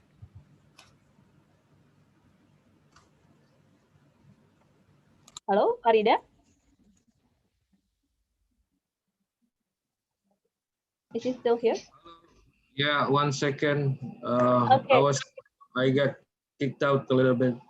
Okay, Parida, after you hear all this and based on our analysis, IESR analysis, apart from government budget, we actually need an additional investment of 3 to 5 billion US dollar per year to achieve our renewable energy target. And so how you see this with what Vietnam is doing and also to achieve our renewable energy target and the investment climate in Indonesia? Okay, thank you very much. Thank you for the opportunity. Good afternoon, Ibu Intan. Good afternoon, Pak Febi. Mr. Fufong. I'm sorry if I got your name wrong. Dan Bapak Ibu sekalian, saya lihat ada beberapa kawan yang lain, Pak Wirawan juga. Apa kabar, Pak?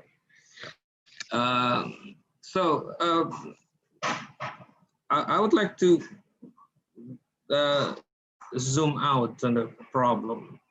So let's not forget, I don't know how far or how long or how far back Vietnam been dealing with or been playing around with solar panel, but we in Indonesia has been trying to or have been, what do you call that, built our PV systems from the ground up since the 70s, since the late 70s.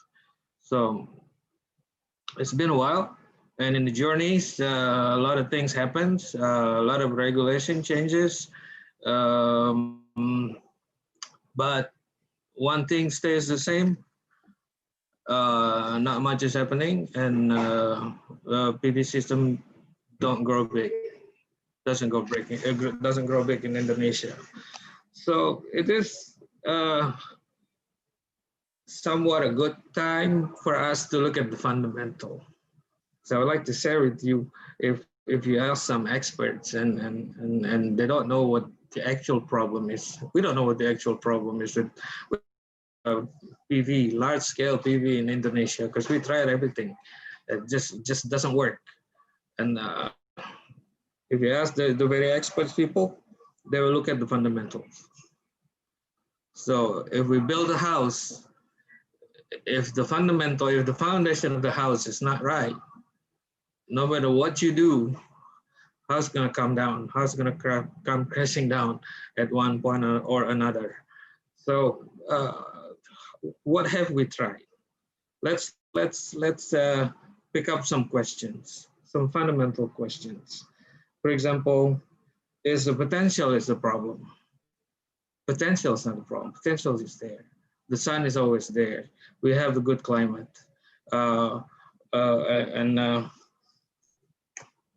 is technology the problem?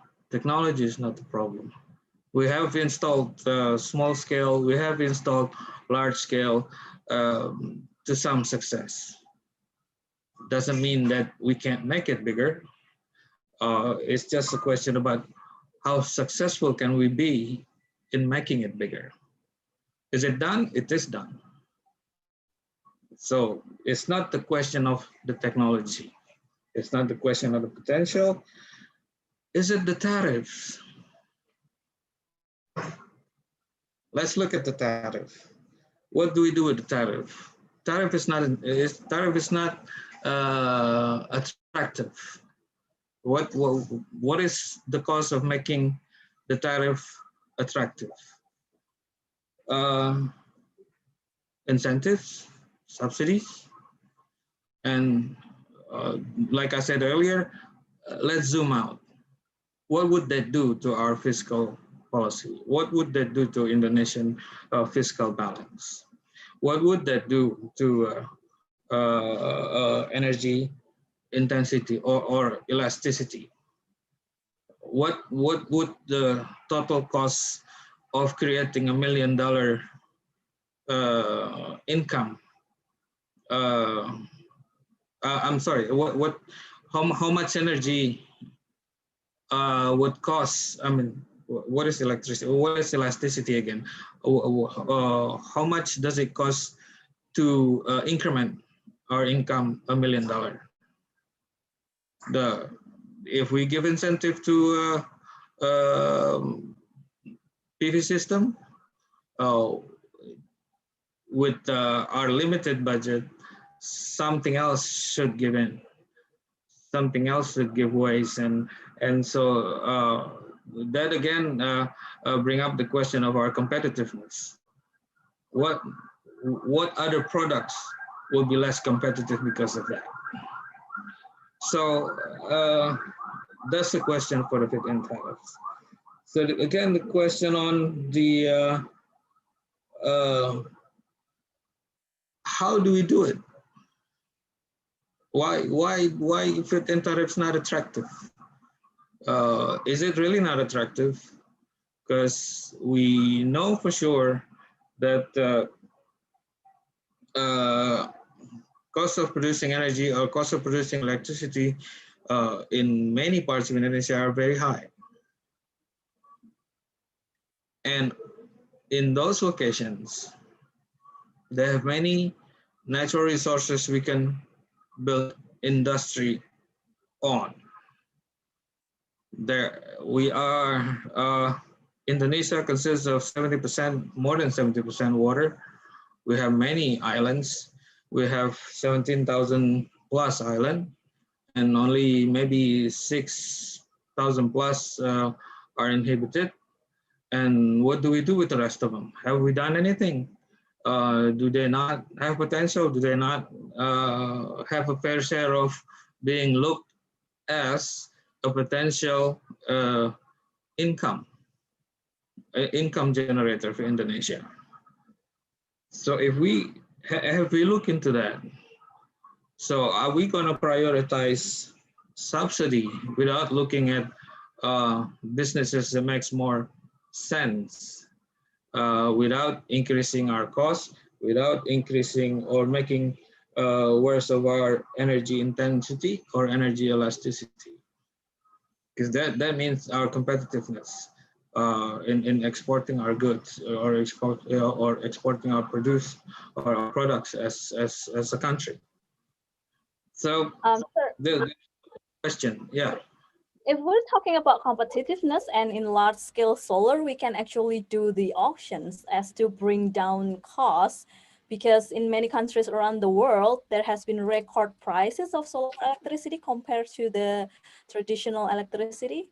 And the fit-in tariff Yes. probably is more possible for the small scale as to promote If, their economies of scale. if it's going to be that low, why do we need incentive?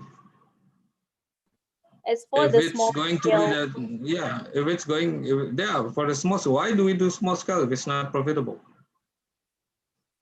What's going to happen to our competitiveness if we just work on small scale? So there are many questions to answer, many things to look at. So I'll give you an example. Ibu Intan has offered what do you call it again, Ibu? Rabbit, yeah, Ibu. Yeah, renewable energy based. Yeah, Industrial renewable development. energy based industrial development. Yeah, that's one thing. And again, we are at the Coordinating Ministry for Maritime Affairs and Investments. Also looked at our targets of renewable energy in our energy mix is lagging way behind, and at the same time we have targets of maritime sector contribution in the economic or in our GDP is also lagging way behind. We have looked at combining the two, but there is so many potentials. Imagine if you guys, or maybe some of us here have been to Morotai. They already have some solar system like 650 kilowatt peak, if I'm not mistaken. Also, the second system is 350 kilowatt peak. That doesn't help. They have a large potential of tuna as big as our body as human being, and at some points they have to bury many of these big tuna because the pickup ships are coming late. They don't have enough power to energize the cold storage. They don't have enough cold storage. So these are big money potential. And if we build large scale PV in Morotai, if we build large scale PV in Ambon, if we build large scale PV in Natuna, we could ask the Defense Department to join us to make Natuna busy. That would be in their interest. If we look to that, if we look at reducing the cost of doing this business by asking more people to come in, more people to join, the more the merrier in this thing. But our problem is that our institutions are famous or notorious with the sectoral egotistical, right? So see, there are big questions. There are many questions and many Isn't answers. it like, if you talk about the ego sectoral, so isn't that your ministry's work to coordinate all the things together? Yes, I will come to that. Okay. So as we are coming into the second period of Pak Jokowi presidency, we are reorganizing our institution. We used to have several deputy ministers handling energy sectors. Now they are going to be put in one place, and we are starting now. The setback that we have is that our deputy minister is appointed to held a new position. Now we have a new incoming deputy minister with us. Also, we are at we keep preparing ourselves, you know. So that's another thing that doesn't help. But we are working on it. We have concepts. We know where to look at. We know what to see, and we have been working with our good friends in MEMR. We have been in contacts with our friends in KKP, with ocean potentials and ocean economies, and we have also done some calculations, some very basic calculations, helped by our friends at the also at the MEMR. Things are looking good. It's just a matter of us making things happen by looking at the right way to do it, not just thinking in boxes. We need to zoom out and think as a whole country, you know, as one team going toward one common goal. Okay, Otherwise, thank you. I'm sorry I have to cut you right there. I would like to let Mr. Fabi Tumiwa to give some comments on that, but I also want to take some notes that ego sectoral thing is happening in Indonesia almost everywhere for almost every problem. So we certainly expect that your ministry can work on that and help to boost this renewable energy and particularly solar investment in Indonesia going forward. Mr. Fabi Tumiwa, please. Yeah, thank you. And first of all, I would like to thank to our Vietnamese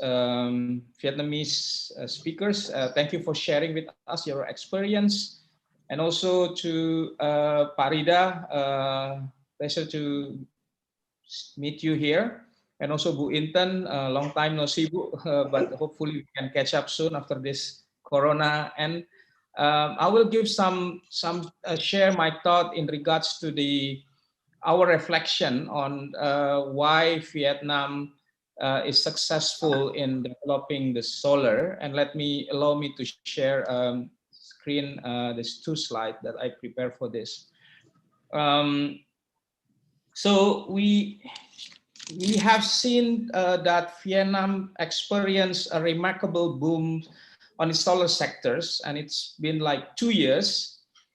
And we know that this success doesn't come from thin air. So, so if we look closely, what makes Vietnam so successful, and even Mr. Phu Phong mentioned that by the end of this year, it could be like 10 gigawatt of solar, and that could be, wow, very big. In Indonesia, we actually the first country, my understanding, that developed solar in the late 70s, early 80s. But right now, I think our total capacity is like 200 megawatt. So it's very tiny compared to Vietnam. So since everybody is trying to understand why our the country like Vietnam can be successful, and to understand also what is the behind of this success. So from the presentation earlier, and also from our research, we know that what very important is that enabling environment. Enabling environment is very important, and I think in case of Vietnam, I can see that there is a strong government commitment in pushing solar sectors, develop solar sector. We know that Vietnam face electric supply crisis, and that was I think being aware in the 2015-2016, and where the government start to make a plan how to address this crisis.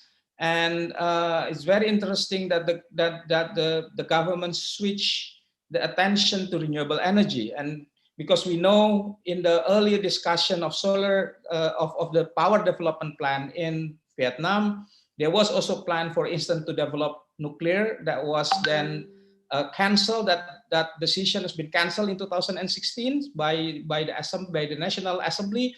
And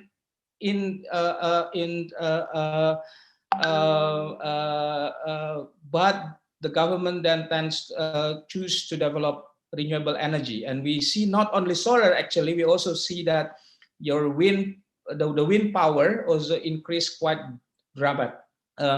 dramatically in the last 2 years. So what we learn from that is the government commitment is very, very important, but and because it shows and give confidence to the all players, all investors, community people, that the government's really behind this.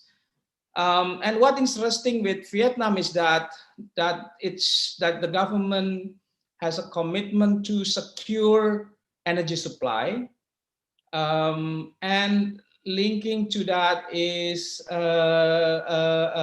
mitigate climate change. So we can see from understanding and Vietnam National Energy Policy and Vietnam Climate Change Policy, this is two objectives are work hand in hand. So ensuring energy security and mitigate climate change as a part of Vietnamese greenhouse gas mitigation target. In particular, for the power, for the solar, we understand that the solar is seen as a new economic sectors. It's a part of the strategy for green development, and I understand from the some documents that I read that this is also the strategy for Vietnam to avoid middle income trap. So it is very interesting that the Vietnamese government see renewable energy in this particular solar as seen as new economic and industrial sectors. And as Mr. Phupong also experienced, that the industry is in the last few years is just started to grow. We will see whether this kind of strategy is actually success. And we know that with that level of development, that you can build 3 to 4, even 5 gigawatt a year. Of course, it could attract new investment in solar from the whole supply chain of solar, from cell modules and supporting industry as well as EPC.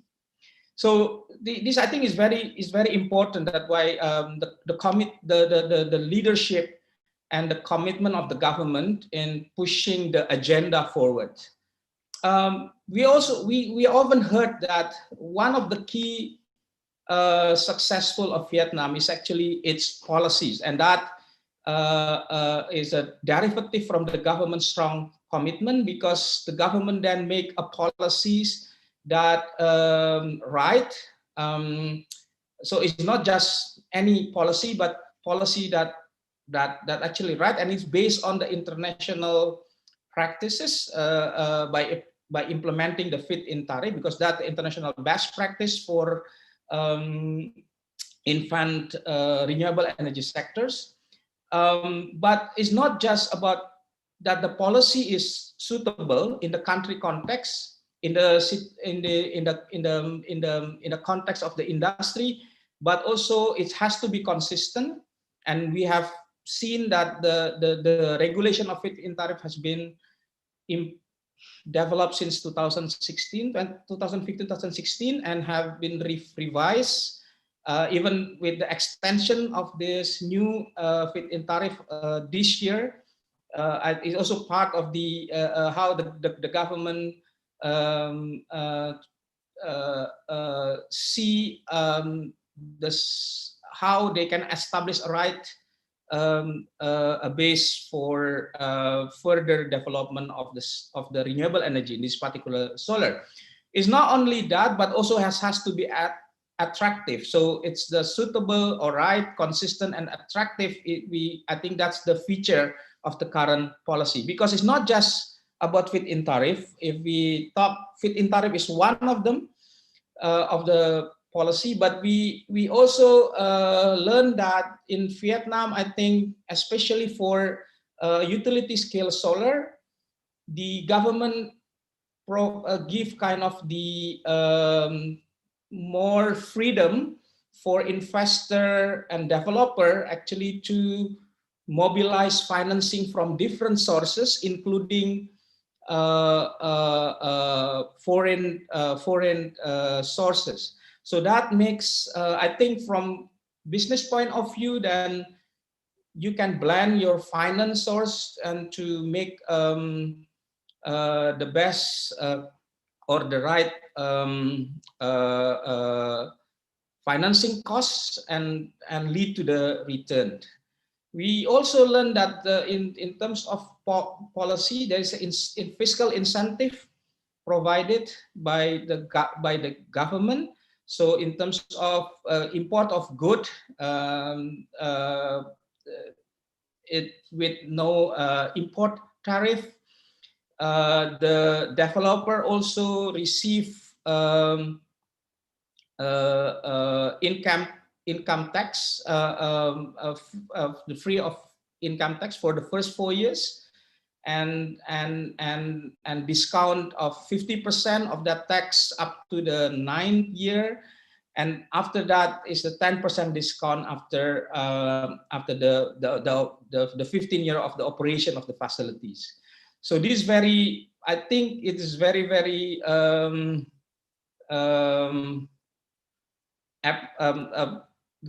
good for investors having, so you have the feed-in tariff but also get the fiscal incentive. And also we learned that the number of project, it's the land lease is provided, free land lease between 14 years to the end of the project lifetime. Is depend on the location. So these are a number of policies that blend in order to create an really attractive business environment and attract investors. And I think if you have this kind of policy and incentive, no wonder that you can really step up and accelerate the solar development and other renewable. We also learned that today that this attractive business model is being used by EFN as a utilities, and I think that's the role of EVN is very key in the whole, in particular for the rooftop solar. Where we don't really know what kind of the compensation provided to EVN, because then as mentioned earlier, that they have to purchase a more expensive price from solar because of the feed-in tariff, but we haven't really have a time to discuss what kind of compensation incentive provided by the government. So what we can learn, I mean, from the experience of Vietnam, what we can learn for Indonesia in terms of accelerating the solar deployment. I think one key is, one lesson learned is that we have to avoid the complex administrative procedures, and that's I think all investors are keen to have slim and kind of lean process, transparent and clear, so they can really there is no hassle, and I think that's both for solar, we can say for the rooftop solar, for the EVN with the platform. I think the intention to avoid this situation. So those who are interested to install solar rooftop, for instance, can get very very good information, very clear, and also they understand what kind of the process to go through before they can install the solar.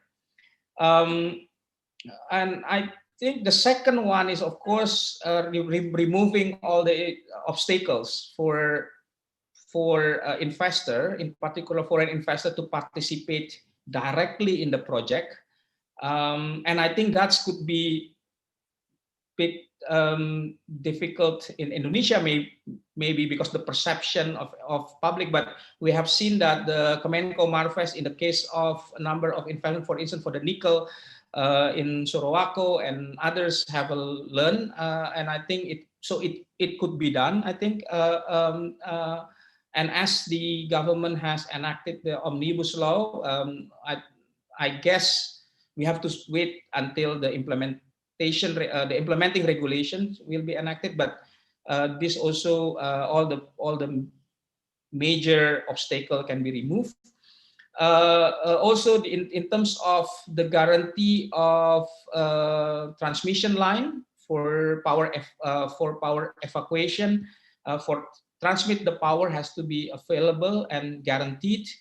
What is interesting is the also, I think, from Vietnam that we can learn also is the tariff reform, and I think, as mentioned, in Vietnam you have like step tariff, right? So it's not flat tariff. I think that's also should be considered by the government to have the flat tariff. To have a step tariff. So the more you use, the more you pay. And I think that will be great for household owners, because then as more as they use, then the tendency to install solar rooftop then become higher. We also learn from the experience with Vietnam, or the policy that has just enacted then into the pilot project is a direct PPA, as mentioned, is another interesting concept. We have to see whether it can be applied in Indonesia, but as now there is a number of multinational company that has set their target to use 100% electricity from renewables, and I think it's part of the investment attractiveness now for a number of multinational company. So by having this direct PPA, I think it's quite interesting, and also it has to be linked with the power wheeling policies. Yeah, also we learned from Vietnam is the development of solar park, exclusive region, a solar park. I think in Ninh Thuan there's 2 provinces that set by the government for this solar park. It's also good because then you can plan for the infrastructure and the transmission better and more cost efficient.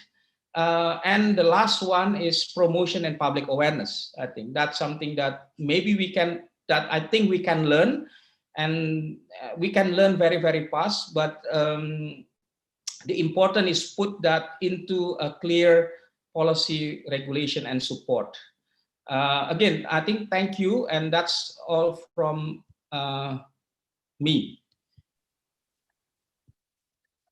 Okay, thank you, Mr. Fabi, for summarizing what we can learn from Vietnam in a few points that's actually very strategic and critical.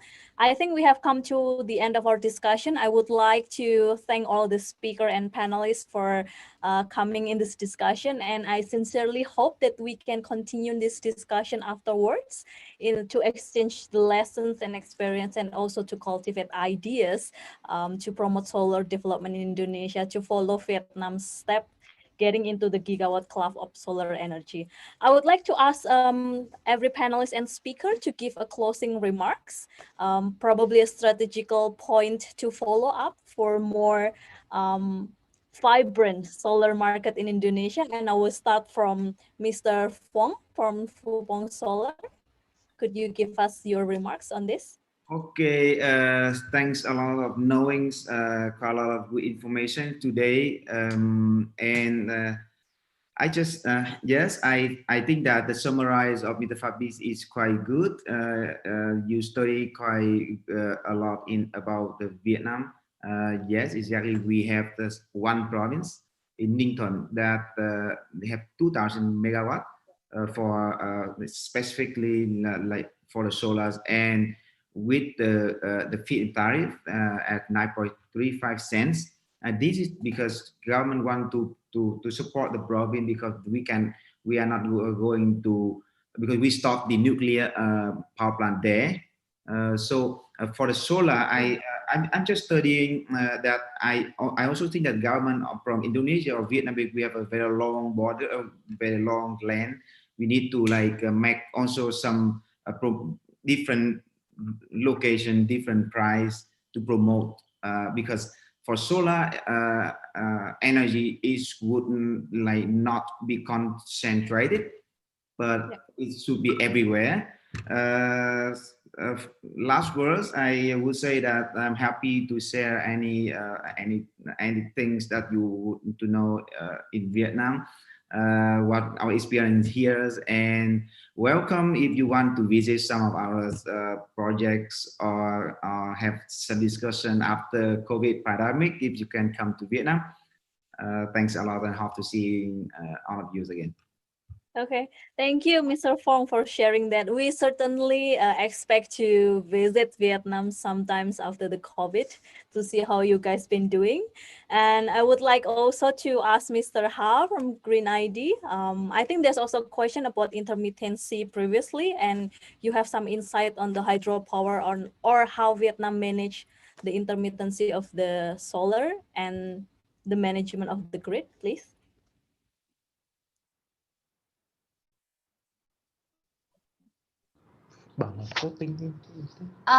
Yes, for this sector. So yeah, in our organization we have an technical advisor.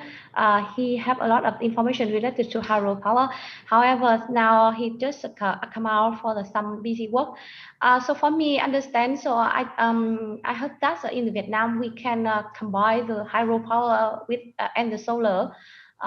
We call it the floating solution for the Vietnam, because we have a lot of the we have a lot of the, how to say, the irrigation system and the hydropower, and we can combine this all the system in the one the model. And now we in the Vietnam we have the one the system with the 44 megawatts, and now we also have plan to replicate this system in the a lot of area in Vietnam. Okay, so like the floating power plants and combine. Yeah, and he Mr. Singh, he has a lot of the experience in this sector, so you can share about the hydropower combined with the solar in Vietnam and situation. Yeah, please, could you make it a little bit brief, sir? Sorry about the time. Few minutes, yeah, no worries.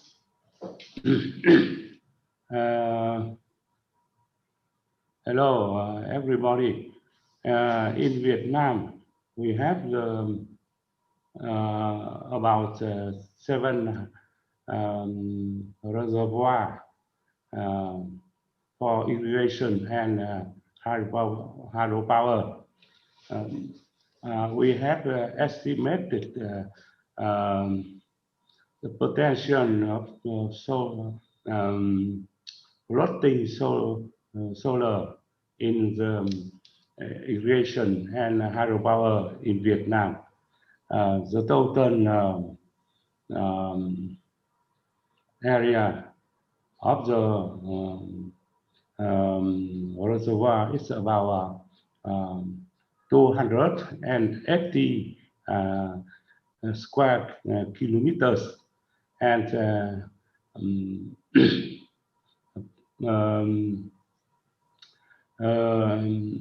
potential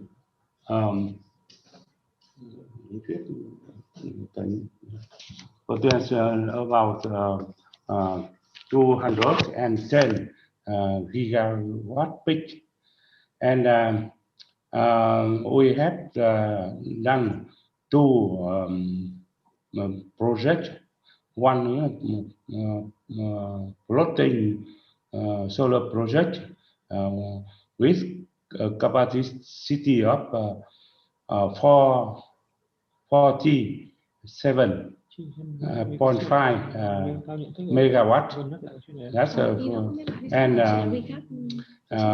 to another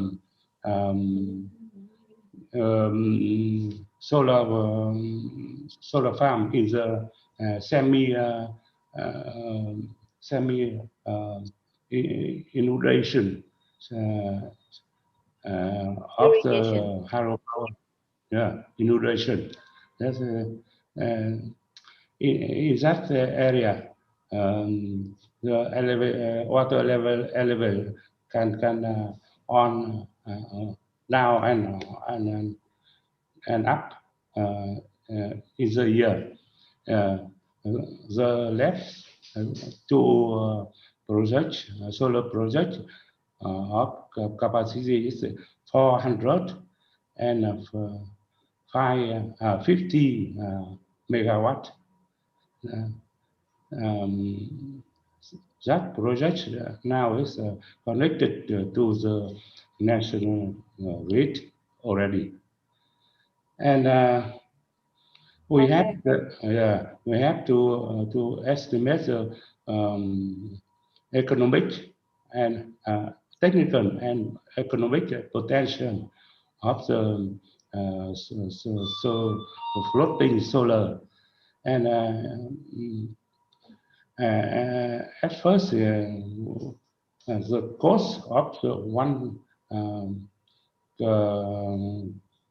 kilowatt peak for floating solar is about 1,000 and $300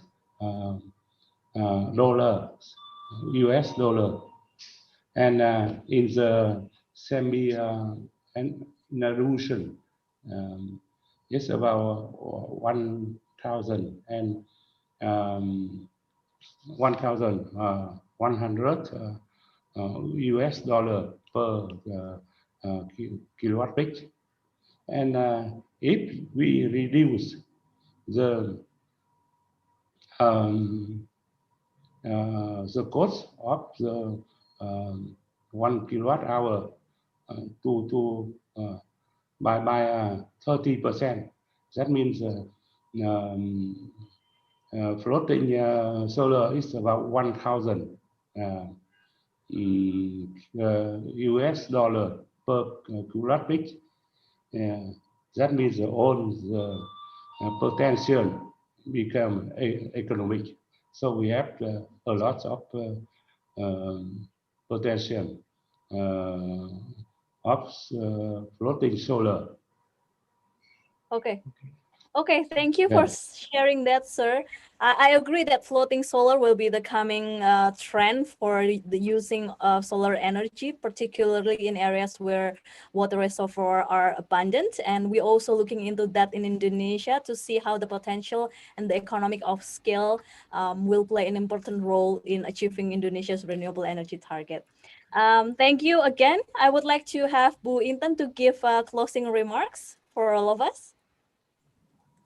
I think it's great. Thank you for this occasion. I think it is very good, and we hope that we can also accelerate for the MEMR, the ministry can accelerate also in regulation and to support for the government side. Thank you. Okay, thank you, Bu Intan. We will be waiting for that. And Pak Rida, please, your closing remarks. Thank you. If I could get 1 minute, I'll take exactly 1 or 2 minutes.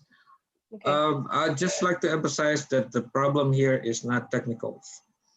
I can assure you and I can promise you, I have enough background to guarantee that the problem is not technical. So if we keep asking or if we keep talking about technical things, we will not go anywhere.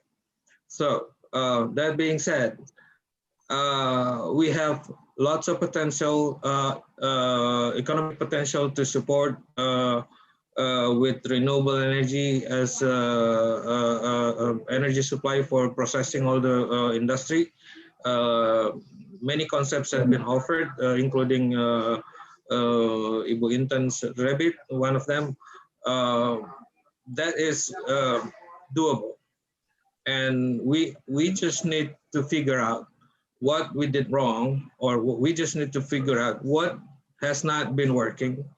We just need to figure out how to do it right while not shooting our foot in doing On whatever fire. my suggestion is. Yes. So, Okay. so it's a lot of work, and because it's a lot of interest coming into this business. It's a big business. It's big money, and so I would like to emphasize again, this is a non-technical problem.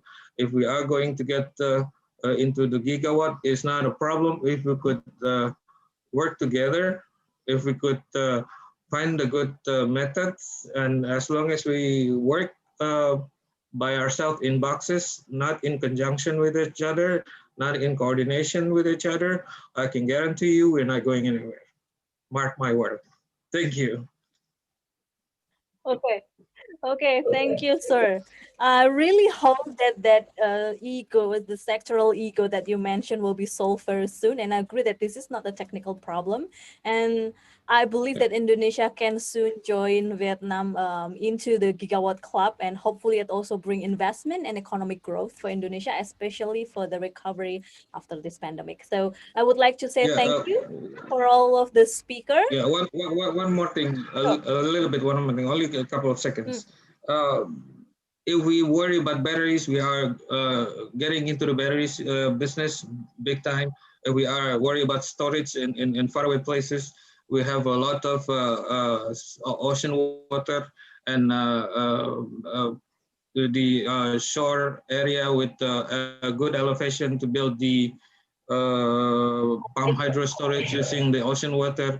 So there's not a question of technical thing. It's not a question of intermittent things. All technology is there. Our system is aged somehow, and if we needed to work with the variable renewable energy, we need to upgrade it. And it's just about if we are going to spend capitals on doing that, or it's just again question of optimization. That's it. Thank you. And probably it's also a question about the political will of the government to do all this effectively and efficiently. Okay, I would like to thank you for all the speakers from Vietnam and also the panelists. I hope that this discussion will also bring us forward, that we can gain something from this discussion, and how we can all together promote the development of solar in Indonesia massively, because this is the energy that's available everywhere. It can potentially answers Indonesia's energy demand and also the need for energy access. Thank you all for coming. The report of this event will be available on our website, also the presentation from the speaker. And I would like to ask all of us together to take pictures as a commemoration for this. Ganda, could you please take the lead? Yes, of course. If everybody can activate their camera, we'll be taking a picture of a nice smile of you. Không, nó mất chú ạ. Nó bị mất.